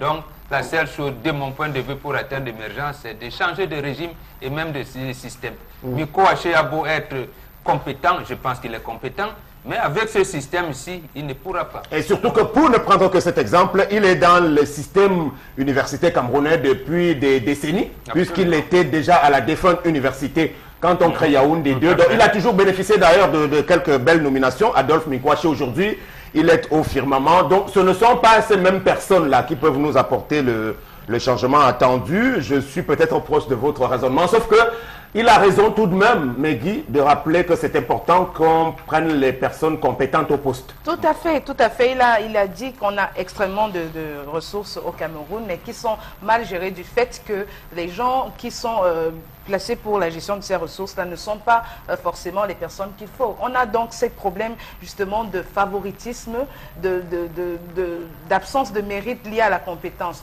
On prend des gens, on les place à des postes par accointance, par affinité, sans se soucier de ce qu'ils ont la capacité nécessaire justement pour bien gérer ces domaines où on les a placés. C'est extrêmement difficile dans un contexte comme celui-ci de pouvoir justement bénéficier des bienfaits de notre pays. Merci, vous avez tout dit. On accueille maintenant 1001 tapis, puisque nous sommes pris par des contraintes de temps pour leur espace promotion de ce matin. Bienvenue, bonjour à vous, monsieur Constil Amin. Oui, bonjour Sam Sévéran et bonjour à nos nombreux clients qui nous regardent encore ce matin. Alors, je rappelle bel bien à tous ces clients que nous sommes à quelques jours seulement de la fin de la promotion des laptops de 75 000 francs et des ordinateurs complets de 35 000 du côté, bien sûr, du magasin 1001 tapis. La promotion de ces deux articles-là s'achève ce samedi à 17h30. Donc, vous avez encore aujourd'hui, demain, vendredi et samedi pour acheter un ordinateur complet à 35 000 francs, un laptop à 75 000 francs du côté bien sûr du magasin 1001 tapis et nulle part ailleurs. Alors tout de suite nous allons commencer la vente de ce matin par, il faut le rappeler, hein, les tapis sont de retour dans notre magasin, les tapis de 19 500 francs, vous les avez encore et encore du côté du magasin 1001 tapis pour le compte bien sûr de cette grande semaine de promotion dans nos magasins. Un tapis de qualité, un tapis neuf dans le carton 1,80 m sur 2,5 m. Vous l'avez bien entendu à 19 500 francs. Du côté bien sûr du magasin 1001 tapis. Des tapis neufs de qualité supérieure. Appelez le numéro de téléphone, quel qu'en soit vous êtes, vous serez donc livré. À côté bien sûr des tapis, on a donc, il faut le rappeler, des tissus d'ameublement. Ah ben oui, alors là c'est la totale. Chacun devra équiper sa maison un tissu d'ameublement de qualité supérieure, neuf, d'origine turque. Vous l'avez à 1000 francs le mètre. Il est bien à partir de 1000 francs, offrez-vous un tissu d'ameublement de qualité supérieure du côté bien sûr du magasin 1001 tapis qui est situé en plein cœur de Douala, juste à l'entrée de la rue Mermoz, en face de la boulangerie Saker Paladika, ouvert de lundi à samedi de 8h30 à 18h30. On va bien sûr vendre ce matin encore et encore les robots mixeurs. Alors là c'est la totale, plus besoin d'avier son voisin, plus besoin de demander le robot à son voisin, mais non, plus besoin de se casser la tête quand on veut écraser le jansan, le pebble, alors faire des jus de fruits avec ces robots mixeurs neufs de qualité supérieure, disponibles en 3 couleurs, la couleur grise, la couleur verte et la couleur c'est-à-dire rose qu'on présente ce matin. Vous l'avez à 12 500 francs. Les numéros de téléphone s'affichent au bas de l'écran. Appelez dès à présent. Ne perdez surtout pas le temps. Un robot mixeur de qualité, neuf dans le carton avec garantie. You get for that for me only for 12,500. I said robot mixer. You get for that for Kumba. For that for Tico, for Mutengene. Just come, just no. For 1001 tapis. You go get your robot mixer neuf with the new. You get them for 12 500. For that stuff from magasin 1001 tapis. Now for Douala, Cameroon, just so Aqua, just call for the number. After robot mixer, you get laptop. I say na pop wonderful palaba. I say some fine laptop. Look I say the shine. They call them say laptop de marque Dell or HP. You get them for 75 000. Un laptop de qualité, un laptop d'origine, de qualité avec garantie. Regardez bien sûr le design. Il est une bonne batterie de marque Dell, de marque HP. Vous l'avez bien sûr à 75 000 francs. Un laptop Core de Dio. 80 Go de disque dur, 1.8 à 2.4 de processeur, ça le Wi-Fi, ça le lecteur DVD, c'est un graveur DVD. Vous l'avez à 75 000 francs du côté bien sûr du magasin 1001 tapis. Je vous rappelle que le stock est en train de finir et la promotion de ces laptops s'achève ce samedi 1er juillet à 17h30.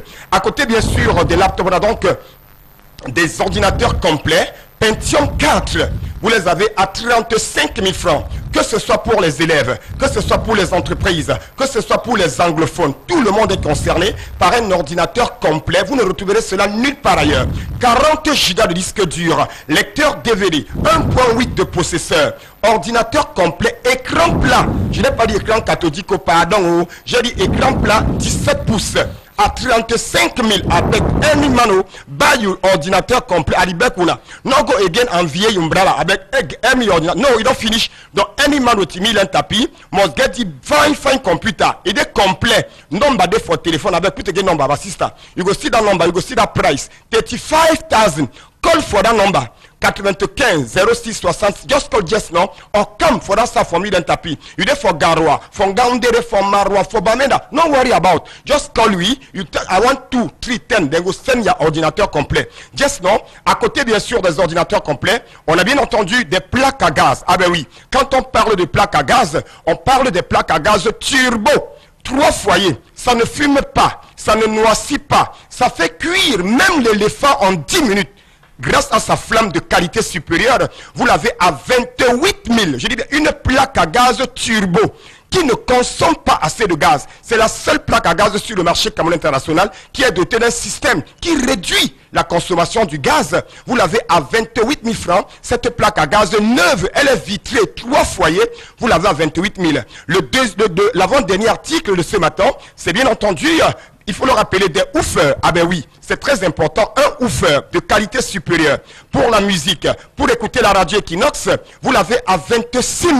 Je dis bien 26 000 francs. Je rappelle que le stock est en train de s'épuiser. Woofer de qualité à 26 000 francs au magasin. Un instant, Sam Sévéré, avec le cuiseur de riz. Exactement, Sam Sévéré, voilà. Nous allons terminer avec le cuiseur de riz électrique. Alors, il faut le rappeler, hein. C'est le même de cuiseur de riz. Vous le retrouverez dans les autres magasins à 45 000, voire même 50 000 francs. Mais au magasin 1001 tapis, vous l'avez à 18 000 francs. Un cuiseur de riz neuf. le seul cuiseur de riz qui vous permet de donner un goût particulier à votre riz. Vous l'avez à 18 000 francs. Je rappelle, c'est au magasin 1001 tapis. Et je vais conclure rapidement en disant à tous mes téléspectateurs qui me regardent ce moment, ne vous inquiétez surtout pas. Vous êtes à Garoua, en Gandéré, en Marois. Appelez nos numéros de téléphone. Vous nous passez vos commandes. Nous nous chargerons de vous acheminer vos colis. Et pour ceux qui sont à Douala, qui n'ont pas le temps, venez au magasin 1001 tapis. Nous sommes à Aqua, en face de la boulangerie Saker Palais d'Ika, non loin de Douala Bar. Nous sommes ouverts de lundi à samedi. Et je rappelle que la promotion des ordinateurs de 35 000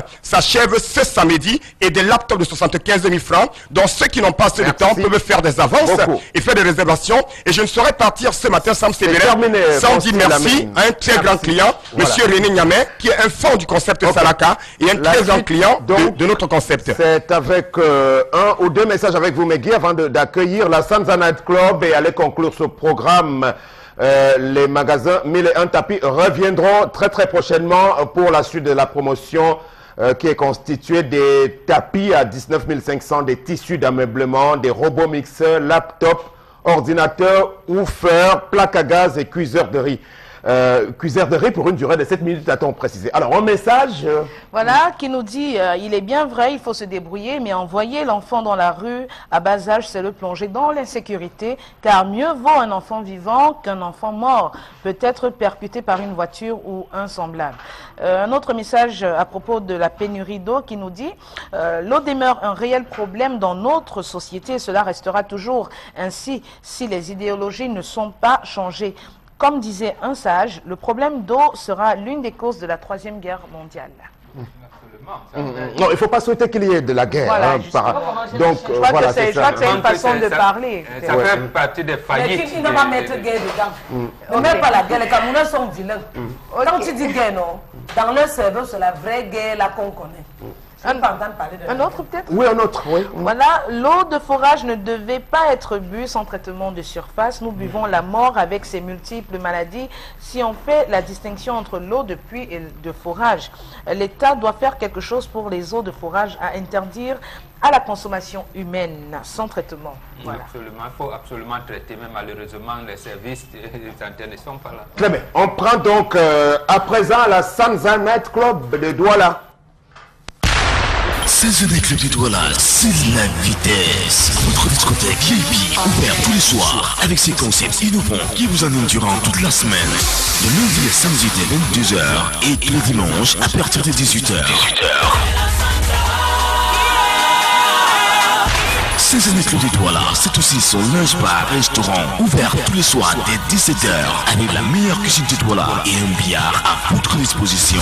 C'est The Night Club de Douala, 6 à Aqua, derrière le glacier moderne. Infoline 6 93 52 52 94 6 50 22 22 22. Voilà, Monsieur Bertrand Lee pour en parler. Bonjour. Bonjour Sam, à tout le panel, bonjour. Voilà, les toutes dernières nouvelles de chez vous. Bien, parlant de dernières nouvelles, nous remercions tout d'abord notre clientèle, n'est-ce pas, avec la pléthore de soirées à leur endroit offert la semaine dernière. Et voilà, la confiance dont ils nous accordent. Et pour cette confiance-là, nous continuons à leur faire savoir.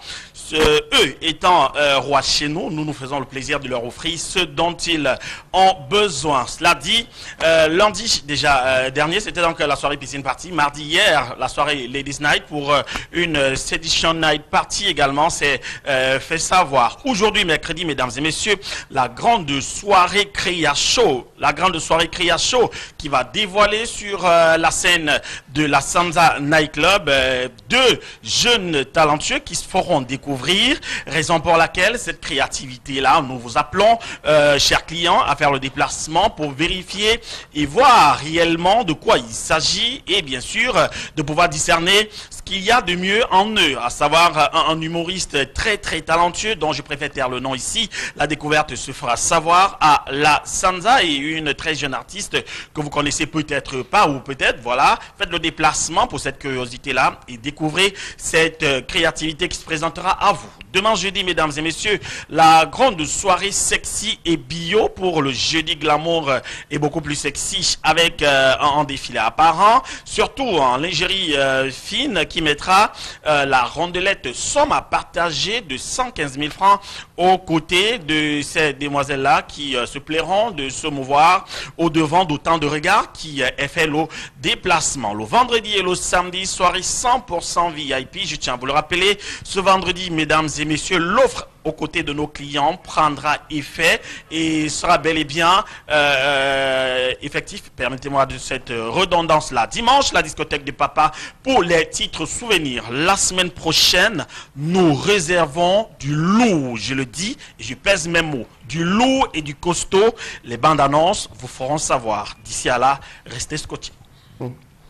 Merci. Du lourd et du costaud, on l'aura bien compris pour les tout prochains jours à la Sanza, comme on a eu la preuve ces derniers temps. Donc, on va en avoir plus de précisions vendredi prochain, par exemple. Oui, vendredi, tous les détails seront donnés ici avec une bande-annonce qui, bien sûr, sera distillée en boucle sur Equinox Télévision, notre partenaire média. Très bien. À vendredi prochain, donc, monsieur Bertrand Lee. C'est avec le détoilage, c'est la vitesse. Votre discothèque VIP, ouvert tous les soirs, avec ses concepts innovants qui vous animent durant toute la semaine. De lundi à samedi dès 22h et tous les dimanches à partir de 18h. C'est avec le détoilage, c'est aussi son lunch bar restaurant, ouvert tous les soirs dès 17h, avec la meilleure cuisine détoilage et un billard à votre disposition. C'est avec le détoilage, 6 à Aqua, derrière le glacier moderne, Infoline, 693 52 52 94 650 22 22 22. Voilà, dernier message avant de partir. Avec vous, oui. Voilà, donc c'est un message qui, malheureusement, notre invité est parti, donc on va peut-être le sauter. Le téléspectateur voulait savoir si la nuit, avant de dormir, on pourrait débrancher les frigos pour pouvoir économiser l'électricité. Donc, un autre message qui nous dit, voilà, c'est l'encadrement des petits... Le problème dans cette situation, c'est l'encadrement des petits commerces. Les parents devraient prendre en compte l'âge, l'aspect sécuritaire et les heures auxquelles ces petits commerces doivent être exercés. L'âge et les heures, et d'après vous, ce serait... Quelle heure? Quelle heure? Non, ma 20h, on doit être à la maison. Au plus, je vais parler pour les enfants qui ont 15 ans, comme qui ont 10 ans, ils risquent qu'on mette devant la bouteille, mais on ne peut pas envoyer dans la rue. Même nous, quand on allait aider nos parents qui avaient des cacaoyères, on rentrait à 15h, 16h, on était à la maison. C'est pas même déjà tard? Voilà, non, je dis pour, je ne sais pas quelle activité. D'abord, on évite de les envoyer dans la rue. Dans la rue, c'est ça. Dans la rue. Maintenant, ils peuvent aider maman, il y a le fagot de bois à côté de la route, ou même les étals qu'on met au bord de la maison à 20h. Mais ça dépend de ce que l'enfant vend. Ça dépend de la cible. Il y a les commerces qu'on fait en soirée. Oui. On attend au chat le cas de Bonabéry, le cas de Bonamoussadi, le cas de le taxi de Maca, parce que parfois là-bas quand on reste, on tacle un peu. Mais on peut aider maman à faire les beignets à 18h, 20h, on est avec maman, on rentre à la maison. Voilà, merci beaucoup. Au nom de la liberté de critiquer, on sort par cette opération. Si vous voulez, hier à Douala, il y a eu autour du gouverneur de la région une évaluation des activités dans la région du littoral. Le gouverneur a voulu rassembler autour de lui donc quelques-unes des personnalités qui sont chargées de l'accompagner dans sa mission, histoire de faire un peu le bilan de comment est-ce que la région s'est portée. Disons, sur la forme, c'était pas bien mauvais de penser à cela, parce qu'il faut de temps en temps s'arrêter pour regarder dans le rétroviseur afin de se recadrer. Sauf que dans le fond, au sortir de cette séance-là, dans sa déclaration, il n'y a eu, comme d'habitude, que du politiquement correct.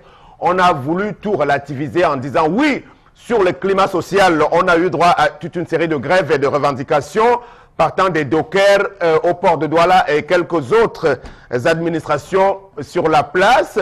Mais sur la question même de l'incivisme et du désordre urbain, concernant les conducteurs de moto-taxi à Douala. Là, le gouverneur Samuel Dieudonné Iva Adibois semble n'avoir pas pris les bonnes dispositions. On a même le sentiment qu'il est un peu dépassé par les événements parce que aujourd'hui, l'incivisme de ces bensikineurs, comme on les appelle communément, a toujours droit de citer est en train de grandir au jour le jour.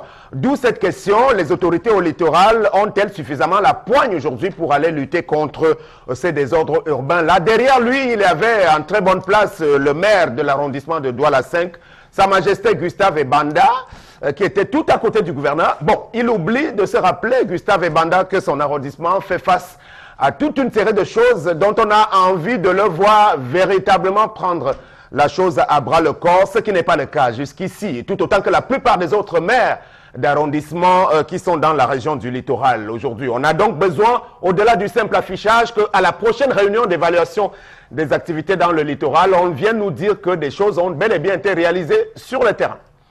Merci beaucoup. C'était le Zénith de ce mercredi et à demain pour la prochaine édition.